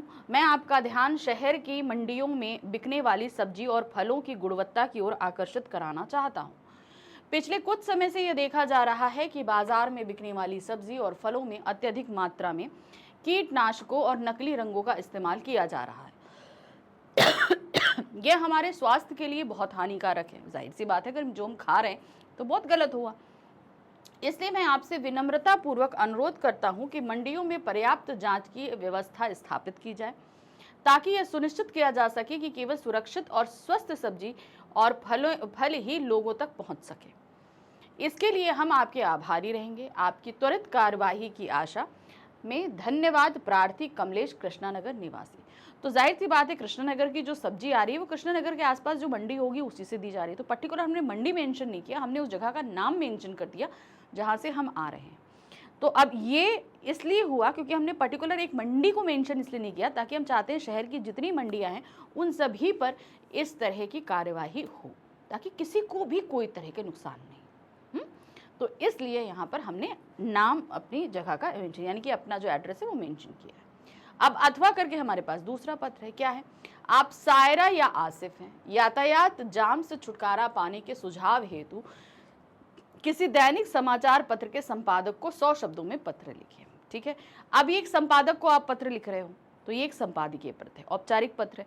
अब प्रॉब्लम क्या है कि भाई यातायात में बहुत ज़्यादा गड़बड़ी हो रही है, यानी कि दिया ना यातायात जाम, जो जाम लग रहा है इससे आप बहुत परेशान हो। तो इसके लिए आप जो है सभी लोगों को या इससे संबंधित अधिकारियों को सूचित करना चाहते हो, इसलिए आप चाह रहे हो कि आपने एक दैनिक जागरण में पत्र लिखा, किसी भी न्यूज़पेपर में पत्र लिखा, वो वहाँ पे आपको छपेगा, तो इससे संबंधित जो भी लोग हैं वो इसको पढ़ेंगे और उसके ऊपर कार्रवाई करेंगे। ठीक है, हम वैसे तो सीधे सीधे यातायात मंत्रालय में भी कर सकते थे, यातायात पुलिस जो है उसको कंप्लेंट कर सकते थे, लेकिन हम ये चाह रहे हैं कि हम जब इस पत्र को लिखें तो सिर्फ यातायात मंत्रालय ही इस चीज़ के बारे में नहीं सोचे, जो लोग हैं वो भी इस चीज़ की सीरियस को समझें कि भाई ऐसी प्रॉब्लम्स होती हैं तो उसको ज़रा समझ बूझ कर काम करें। ठीक है, सेवा में श्रीमान संपादक महोदय, नया सवेरा, रायपुर, छत्तीसगढ़। दिनांक जो भी है, अब दिनांक मैंने हमेशा आपसे बोली है वही पड़ेगी जिस डेट को आप पत्र लिख रहे हो। विषय यातायात जाम से छुटकारा पाने के सुझाव हेतु पत्र। महाशय, मेरा नाम आसिफ है, मैं रायपुर छत्तीसगढ़ का रहने वाला हूँ। सादर निवेदन यह है कि इन दिनों रायपुर में सड़क दुर्घटनाओं की अधिकता हो गई है। वाहन चालक यातायात के नियमों का खूब उल्लंघन कर रहे हैं। बिना हेलमेट के स्कूटर चलाना, 2 के स्थान पर 4-4 लोगों को बिठाना, लाल बत्ती होते हुए भी नहीं रुकना इत्यादि घटनाओं के बावजूद भी यातायात पुलिस मूक दर्शक बनी रहती है, यानी कि चुपचाप वो जो है देखती रहती है, जो हो रहा है होता रहता है, कोई मतलब नहीं है। मैं एक जिम्मेदार नागरिक का फर्ज निभाते हुए आपके लोकप्रिय समाचार पत्र के माध्यम से यातायात जाम से छुटकारा पाने के लिए कुछ सुझाव देना चाहता हूँ। मेरा मानना है कि सतर्कता जरूरी है। बिना स्वार्थ के चालान काटे जाएं। अब चालान कैसे होते हैं देखिए, भाई कोई गाड़ी फंसा, उसका 500 का चालान बना, ठीक है, अच्छा तुम 300 रुपये दे दो, जाओ चालान नहीं काटेंगे, 200 रुपये दे दो, 250 रुपये दे दो, चालान नहीं काटेंगे, हो गया काम। तो ये पुलिस वाले स्वार्थ वाला काम जो करते हैं उस बारे में बात हुई। प्यार व सख्ती दोनों से काम लिया जाए। आपको प्यार भी दिखाना है, सख्ती भी दिखानी है। यदि पुलिस प्रशासन चाहे तो यह समस्या जल्द ही दूर हो सकती है। सॉरी, यदि विभाग में पुलिस कर्मियों की कमी है तो कॉलेज के युवाओं को अपने साथ जोड़ा जा सकता है। इससे लोगों पर प्रभाव भी पड़ेगा और युवाओं में सही राह पर चलने का जोश भी आएगा। यातायात जागरूकता सप्ताह शुरू करने से भी इस दिशा में बहुत बदलाव आ सकता है। ऐसा करने से लोग यातायात के नियमों से परिचित होंगे। तो अगर हम ऐसा करते हैं तो जो यातायात के नियम हैं उससे काफ़ी लोग परिचित होंगे कि भाई ये नियम है, हम अभी तक गलत कर रहे थे। बहुत सारे लोग होते जो अवेयर नहीं होते, तो उनको ये अंदर भी अवेयरनेस आएगी। अतः मुझे विश्वास है कि आप अपने समाचार पत्र में मेरे सुझाव रूपी पत्र को प्रकाशित कर लोगों का ध्यान यातायात नियमों की तरफ खींचने का उल्लेखनीय व सराहनीय काम करेंगे। यानी कि आप मेरा पत्र छापेंगे तो लोग वाकई इस बारे में सोचेंगे और इनसे संबंधित जो अधिकारी हैं वो भी सोचेंगे। ताकि यातायात संबंधी दुर्घटनाओं से काफी हद तक बचा जा सके। इस कार्य हेतु मैं सदा आपका आभारी रहूंगा। धन्यवाद भवदीय आसिफ, रायपुर छत्तीसगढ़। ठीक है, चलिए अब हम आगे प्रश्न संख्या 14, जहां पर हमारे सामने दिए गए हैं 2 सूचनाएं। दोनों में से हमें सिर्फ एक सूचना करनी है। तो जो भी आप सूचना लिखोगे 80 शब्दों में लिखोगे, इसके लिए नंबर मिल रहे हैं आपको 4। ठीक है, तो पहली सूचना देखते हैं क्या है। आप भूपेंद्र नौटियाल या भूपाली नौटियाल हैं, ठीक है, और अनुग्रह माध्यमिक विद्यालय के विद्यार्थी परिषद के या की खेल सचिव हैं। ठीक है, विद्यालय में आयोजित होने वाले फुटबॉल प्रशिक्षण शिविर का विवरण देते हुए लगभग 80 शब्दों में एक सूचना आपको तैयार करनी है। ठीक है, तो अब देखिए यहाँ पर आपका नाम दे दिया, आपकी पोस्ट दे दी, सूचना का विषय दे दिया क्या, आयोजित होने फुटबॉल प्रशिक्षण शिविर का। ठीक है, अब इसके अंदर का मैटर आपको बनाना है। तो सबसे पहले हमेशा ध्यान रखिए, सूचना के लिए मैं क्या बोलती हूँ, आपको पहले एक रेक्टेंगल खींचना पड़ेगा। हमेशा ध्यान रखना एक बॉक्स के अंदर ही आप लिखना। और लेखन कार्य हमेशा न्यू पेज से करना, आधा इधर आधा उधर नहीं करना। ठीक है, देखो क्या है, सबसे पहले जो सूचना इशू कर रहा है उस संस्था का नाम। तो यहाँ पर क्या दिया है, माध्यमिक विद्यालय है, कोई भी दे सकते हो, विद्या मंदिर विद्यालय सरोजनी नगर आगरा उत्तर प्रदेश। उसके बाद आप सूचना डालोगे, उसके बाद आप डेट दोगे। जिस भी डेट को आप लिख रहे हो तो सूचना में भी डेट वही डालना जिस दिन आप सूचना, जैसे 28 फरवरी को लिखोगे तो 28 फरवरी की ही सूचना डालना। अब यहाँ पर टॉपिक क्या है, यहाँ पर फुटबॉल प्रशिक्षण शिविर, वो आपका विषय हो जाएगा। सूचना का जो विषय है वो दे दोगे। फिर लिखो, मेरा नाम भूपेंद्र नौटियाल है और मैं अनुग्रह माध्यमिक विद्यालय जालंधर की खेल सचिव हूँ। हमारे विद्यालय में एक फुटबॉल प्रशिक्षण शिविर आयोजित होने जा रहा है। यह शिविर में हम विद्यार्थियों को फुटबॉल खेल के नए टेक्निक्स, सामरिक योजनाएं और स्पोर्ट्समैनशिप के बारे में प्रशिक्षण देंगे। इस शिविर का आयोजन माह में होने वाला है। ठीक है, और सभी इच्छुक छात्र इसमें हिस्सा ले सकते हैं। इसके बारे में अधिक जानकारी के लिए विद्यालय की वेबसाइट या अध्यापकों से संपर्क करें। खेल सचिव भूपेंद्र नौटियाल। ठीक है, कुछ नहीं करना है, सिर्फ इतना आपको बताना है कि भाई आप क्या है, किस तरीके से, क्योंकि आप सिर्फ ये विद्यार्थियों के लिए नहीं बता रहे हैं, बाहर के लोग भी अगर इस शिविर में लेना चाहते हैं प्रशिक्षण तो वो भी आ सकते हैं। अब अथवा करके दूसरी सूचना देखिए क्या है यहाँ पर। छुट्टी के बाद स्कूल की बस से घर जाते हुए आपका एक बैग बस में ही छूट गया। होता है ना, बच्चे 2-2 बैग लेके जाते हो तो एक बैग उसमें छूट गया। बस का रूट नंबर और अपने बैग का विवरण देते हुए विद्यालय के सूचना पट पर लगाने के लिए एक सूचना लगभग 60 शब्दों में लिखिए। आपको बैग का विवरण देना है और किस रूट नंबर वाली बस में छूटा है ये बताना है। और ये सूचना लगानी क्या है, विद्यालय के सूचना पट यानी कि स्कूल के नोटिस बोर्ड पे। देखिए क्या है, DAV public school Gandhinagar Raipur. ठीक है, सूचना 8 जून, जिस भी डेट को लिख रहे हो डेट डाल दो। स्कूल बस में बैग छूट जाने के संबंध में प्रिय विद्यालय, तो अब प्रिय विद्यालय क्यों बोला, क्योंकि हम सभी को संबोधित कर रहे हैं। ठीक है ना, प्रबंधन एवं सहपाठी, विद्यालय प्रबंधन और सहपाठी। तो अब समझ आ गए कि नहीं आ गए, इसमें जितने भी लोग हैं वो और उनके सहपाठी सब आ गए। कल दिनांक 7 जून 2024 को जब मैं रूट नंबर 47 बस नंबर 2 से घर वापस हो रहा था तब मेरा बैग बस में ही छूट गया। मेरे बैग का रंग नीला और उसमें एक काले रंग की वाटर बॉटल है। बैग में कुछ पुस्तकों और कॉपियों के अलावा कुछ व्यक्तिगत सामग्री भी है। यदि किसी को यह बैग मिले तो कृपया करके लौटाने का कष्ट करें। मैं सदा आपका आभारी रहूंगा। धन्यवाद। तन्मय गुप्ता, कक्षा 9, डीएवी पब्लिक स्कूल गांधी। ठीक, चलिए अब आ जाते हैं प्रश्न संख्या 15 पर। यहाँ पर हमारे सामने दिए गए हैं 2 विज्ञापन। दोनों विज्ञापनों में से हमें सिर्फ एक विज्ञापन करना है। ठीक है, 2 विज्ञापन है, दोनों में से हम क्या करेंगे, सिर्फ एक विज्ञापन को करेंगे। चलिए देखते हैं क्या है। आपके क्षेत्र में एक नया विद्यालय खुला है जिसमें आगामी सत्र में प्रवेश लेने वाले स्थानीय बच्चों को दाखिले में विशेष छूट दी जा रही है। ठीक है, विद्यालय खुला है, छूट मिल रही है। विद्यालय के प्रचार प्रसार के लिए लगभग 40 शब्दों में एक आकर्षक विज्ञापन तैयार करना है। ठीक है, तो स्कूल के बारे में एक आकर्षक विज्ञापन तैयार करते हैं। तो चलिए देखते हैं क्या है। सबसे पहले आपको बनाना है एक ब्लॉक। हमेशा ध्यान रखना, विज्ञापन और सूचना ये आपको एक ब्लॉक के अंदर ही लिखनी है। अब आते हैं जीनियस पब्लिक स्कूल, ज्ञान के साथ साथ संस्कार देना हमारा कर्तव्य। स्कूल की एक पिक्चर बना दी, मिडिल में बना दीजिए, साइड में बना दीजिए। जैसे नया सत्र 2024-25 के लिए प्रवेश प्रारंभ है। मिलने वाली सुविधाएं क्या हैं? स्थानीय बच्चों को दाखिले में विशेष छूट है, गुणवत्तापूर्ण शिक्षा पद्धति पर आधारित गतिविधियां हैं, प्रशिक्षित शिक्षकों के द्वारा शिक्षण कार्य है, अनुकूल वातावरण एवं सीसीटीवी कैमरा युक्त कैंपस, एक बड़ा खेल का मैदान, वाहन सुविधा इत्यादि है। इस पूरे विज्ञापन में जो एक कमी मुझे पढ़ते ही समझ में आई, वो सबसे बड़ी कमी ये थी कि भाई स्कूल का विज्ञापन तो दे रहे हो, पर ये स्कूल है कहाँ? आपने एड्रेस नहीं दिया, आपने फ़ोन नंबर नहीं दिया। तो ये कुछ ऐसी मिस्टेक्स हैं जिनसे आपको बचना है, ठीक है। तो खास तौर से ये वैसे ही मिस्टेक्स जब मैं स्लाइड्स देख रही थी मुझे समझ में आ गया था, लेकिन आपको समझाने के लिए मैंने ये एक मिस्टेक को एज इट इज़ रखा, मैंने इसको चेंज नहीं किया। तो जब आप किसी प्रोडक्ट के बारे में या किसी के, जैसे मान लीजिए आप घर किराए के बारे में दे रहे हो, तो आपको अपना एड्रेस देना पड़ेगा, फ़ोन नंबर देना पड़ेगा। इस तरीके से अगर आप स्कूल का दे रहे हो तो स्कूल में आप क्या क्या दे सकते हो, स्कूल किस एरिया में हो आप ये बताओगे, फ़ोन नंबर दोगे 1 से 2 वहाँ के मैनेजमेंट का, फिर उसके बाद आप इसकी वेबसाइट को भी मेंशन करोगे, क्योंकि आजकल भाई वेबसाइट का ज़माना है, लोग सीधे वेबसाइट पे जाते हैं। तो आपको एक वेबसाइट भी देनी पड़ेगी कि भाई इस स्कूल की कोई वेबसाइट है, उसके बारे में हमें इन्फॉर्मेशन है, कहाँ है, तो हम कहाँ वो संपर्क करें। तो इस तरीके से नीचे से एक छोटा सा ब्लॉग बना के आप वो सारी चीज़ें यहाँ पर मेंशन कर सकते हैं, ठीक है। चलिए, दूसरा हमारे पास में विज्ञापन है। कोई कंपनी जैविक फल सब्जी बाजार में लाना चाहती है, उसके प्रचार प्रसार के लिए विज्ञापन लगभग 40 शब्दों में आपको तैयार करना है, ठीक है।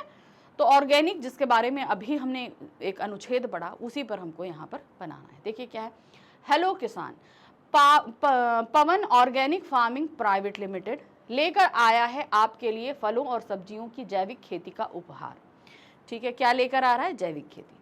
स्वस्थ जीवन का पहला कदम, हमारी जैविक फल सब्जियां बिना किसी रसायन के ताजगी और स्वाद से भरपूर है। अपने परिवार के लिए चुने शुद्धता और गुणवत्ता, आज ही आजमाएं और स्वास्थ्य को अपनाएं। अब मिलेगी हानिकारक रसायनों से मुक्ति। ऑर्डर करें Pawan organic farmer limited. Phone number आपने यहाँ पर दे दिया, ठीक है। अब यहाँ पर आप पिक्चर के लिए कुछ फल सब्जियाँ भी बना सकते हो, तो थोड़ा विज्ञापन आकर्षक लगेगा, ठीक है। विज्ञापन के लिए मैं आपको पहले बता चुकी हूँ कि आपको पेंसिल और ब्लू पेन के अलावा किसी भी चीज़ का प्रयोग नहीं करना है। तो इसे आप शेडिंग के थ्रू थोड़ा मोटा या पतला लिखकर इस तरीके से हाईलाइट कर सकते हो आप चीज़ों को। चलिए, अब हम आ गए प्रश्न संख्या 16, जो हमारे प्रश्न पत्र का अंतिम प्रश्न है। यहाँ पर भी 2 प्रश्न दिए गए हैं, दोनों में से एक करना है। एक प्रश्न जहाँ हमारा ईमेल है, वहीं दूसरा प्रश्न है हमारा लघु कथा, यानी कि आप या तो ईमेल करो या लघु कथा करो, दोनों में से आपको कोई भी एक चीज़ करनी है, ठीक है। तो यहाँ क्या दिया है, आप काव्या या महेश हैं। आप लड़की हैं तो आप काव्या, लड़के हैं तो आपका नाम महेश है। आपके क्षेत्र में विद्युत आपूर्ति पहले अनियमित थी, यानी कि अच्छे से जो है बिजली नहीं आती थी, उसमें अब पर्याप्त सुधार हुआ, यानी कि पहले से अब थोड़ा प्रॉपर रूप से जो है वो बिजली आ रही है। विद्युत आपूर्ति निगम के महानिदेशक को धन्यवाद ज्ञापन के लिए लगभग 80 शब्दों में ईमेल लिखना है। अब आप उनको थैंक्स बोल रहे हो कि भाई हमारे यहाँ अब इलेक्ट्रिसिटी बहुत अच्छे से आ रही है, तो आप थैंक्स देते हुए वहाँ पर उनको ईमेल लिख रहे हो, ठीक है। तो चलिए देखिए क्या है यहाँ पर। सबसे पहले ध्यान रखना, प्रेषक यानी कि जो भेजने वाला होता है वो फ्रॉम में आता है, तो हमने यहाँ पर लिख दिया। फिर प्रेषक करता कौन है, जो भी कंपनी को आप लिख रहे हो। अब चूंकि यहाँ BCC और CC इसलिए मेंशन करते हैं जब हम मेल किसी को कईयों को भेज रहे हो, लेकिन यहाँ पर जब हम नहीं भेज रहे हैं तो आपको मेंशन करना है, चाहे उसके आगे आप कुछ भी नहीं लिखो। फिर उसके बाद आ जाता है यहाँ पर डेट आनी चाहिए, ठीक है। फिर आ जाता है विषय, विद्युत आपूर्ति के सुधार के लिए धन्यवाद। आप देखते हैं क्या है, माननीय महानिदेशक महोदय नमस्ते, ठीक है। मैं काव्या या महेश आपके क्षेत्र का निवासी आपको सूचित करना चाहता या चाहती हूँ कि विद्युत आपूर्ति में हाल ही में बहुत सुधार हुआ है। पहले अनियमित आपूर्ति की समस्या रहती थी, यानी कि प्रॉपर रूप से लाइट नहीं आती थी, आ रही है जा रही है, आ रही है जा रही है, इस तरीके से रहता था। लेकिन अब नियमित और स्थिर आपूर्ति मिल रही है। इस सुधार के लिए हम आपके और आपके विभाग के प्रयासों के प्रति आभारी हैं। कृपया इसे जारी रखने की कृपा करें ताकि हमें इसी तरह सेवाएं मिलती रहें। यानी कि जो आपने अब बढ़िया मैनेजमेंट किया है कि प्रॉपर रूप से हमें लाइट मिल रही है, तो ये चलता रहना चाहिए, ठीक है। धन्यवाद सादर काव्या या महेश, ठीक है। तो आपने उनको थैंक्स देते हुए पत्र लिख दिया कि बिल्कुल सही हो रहा है, जो हो रहा है, ठीक है। चलिए, अथवा करके जैसे मैंने बताया कि आपको एक लघु कथा लिखनी है जो करीबन 100 से 120 शब्दों में होगी। यहाँ पर क्या दिया है, यदि मैं पुस्तक होती। अब यहाँ पर बात है कि यदि मैं एक पुस्तक होती तो क्या होता, उस पर आपको एक लघु कथा लिखनी है। चलिए देखिए लघु कथा क्या है। यदि मैं पुस्तक होती, गरिमा को स्कूल के सभी पढ़ाकू कहते हैं और उसका मजाक उड़ाते हैं। यानी गरिमा बहुत पढ़ती है तो सभी लोग उसको कहते हैं कि भाई बहुत पढ़ाकू है, और मजाक उड़ाते रहते हैं। उसका हाथ कभी भी पुस्तक से खाली नहीं होता। कक्षा में, घर में, बस में हमेशा कोई ना कोई पुस्तक उसके हाथ में जरूर होती। सारांश यह है कि पुस्तक ही उसकी सबसे बड़ी दोस्त थी। दफ्तर से लौटते हुए उसके पिता ने बताया कि प्रगति मैदान में पुस्तक का मेला लगा है और वे उसे कल वहां ले जाएंगे। अब भाई उसे तो पुस्तकें पसंद है तो जाहिर सी बात है खुश। गरिमा के मन में खुशी के लड्डू फूट पड़े। दूसरे दिन मेले में घूमकर लौटते हुए गरिमा सोच रही थी कि यदि मैं पुस्तक होती तो कितना मजा आता। अब उसे जो चीज पसंद है वो उसी चीज को इमेजिन करने लगी। उसमें तरह तरह की ज्ञान विज्ञान की बातें होती, लोग चाव से पुस्तकें खरीदते, अपनी अलमारी में सजाते और मजे लेकर पढ़ते। शायद ही ऐसा कोई विषय हो जिनको इन पुस्तकों में स्थान ना दिया गया हो। यानी कि आप देखिए पुस्तकों में तो हर एक विषय पर पुस्तक है, तो यानी कि सभी को दिया गया है। पौराणिक काल से लेकर आज तक कुछ भी इन पुस्तकों से अछूता नहीं रहा, किंतु आज उनका स्वरूप बदल रहा है। यानी कि उनका जो रूप है वो धीरे धीरे बदल रहा है। आज हम चुटकी बजाते ही मोबाइल, कंप्यूटर या अपनी मनपसंद की पुस्तकें चुनकर पढ़ लेते हैं। तभी घर आ गया। उसके हाथ से पुस्तक मेले से चुन चुन कर खरीदी गई पुस्तकों से भरा पड़ा था। भरा बड़ा सा थैला था। उसे अपने कमरे में उन्हें रखने के लिए जगह बनानी थी। तो यानी कि जो एक पढ़ाकू लड़की गरिमा थी वो ये सोच रही थी अगर मैं पुस्तक होती तो कितना मजा आता। ठीक है, तो कुछ ऐसे विषय भी आ सकते हैं, तो थोड़ा अपनी कल्पना शक्ति को बढ़ाइएगा।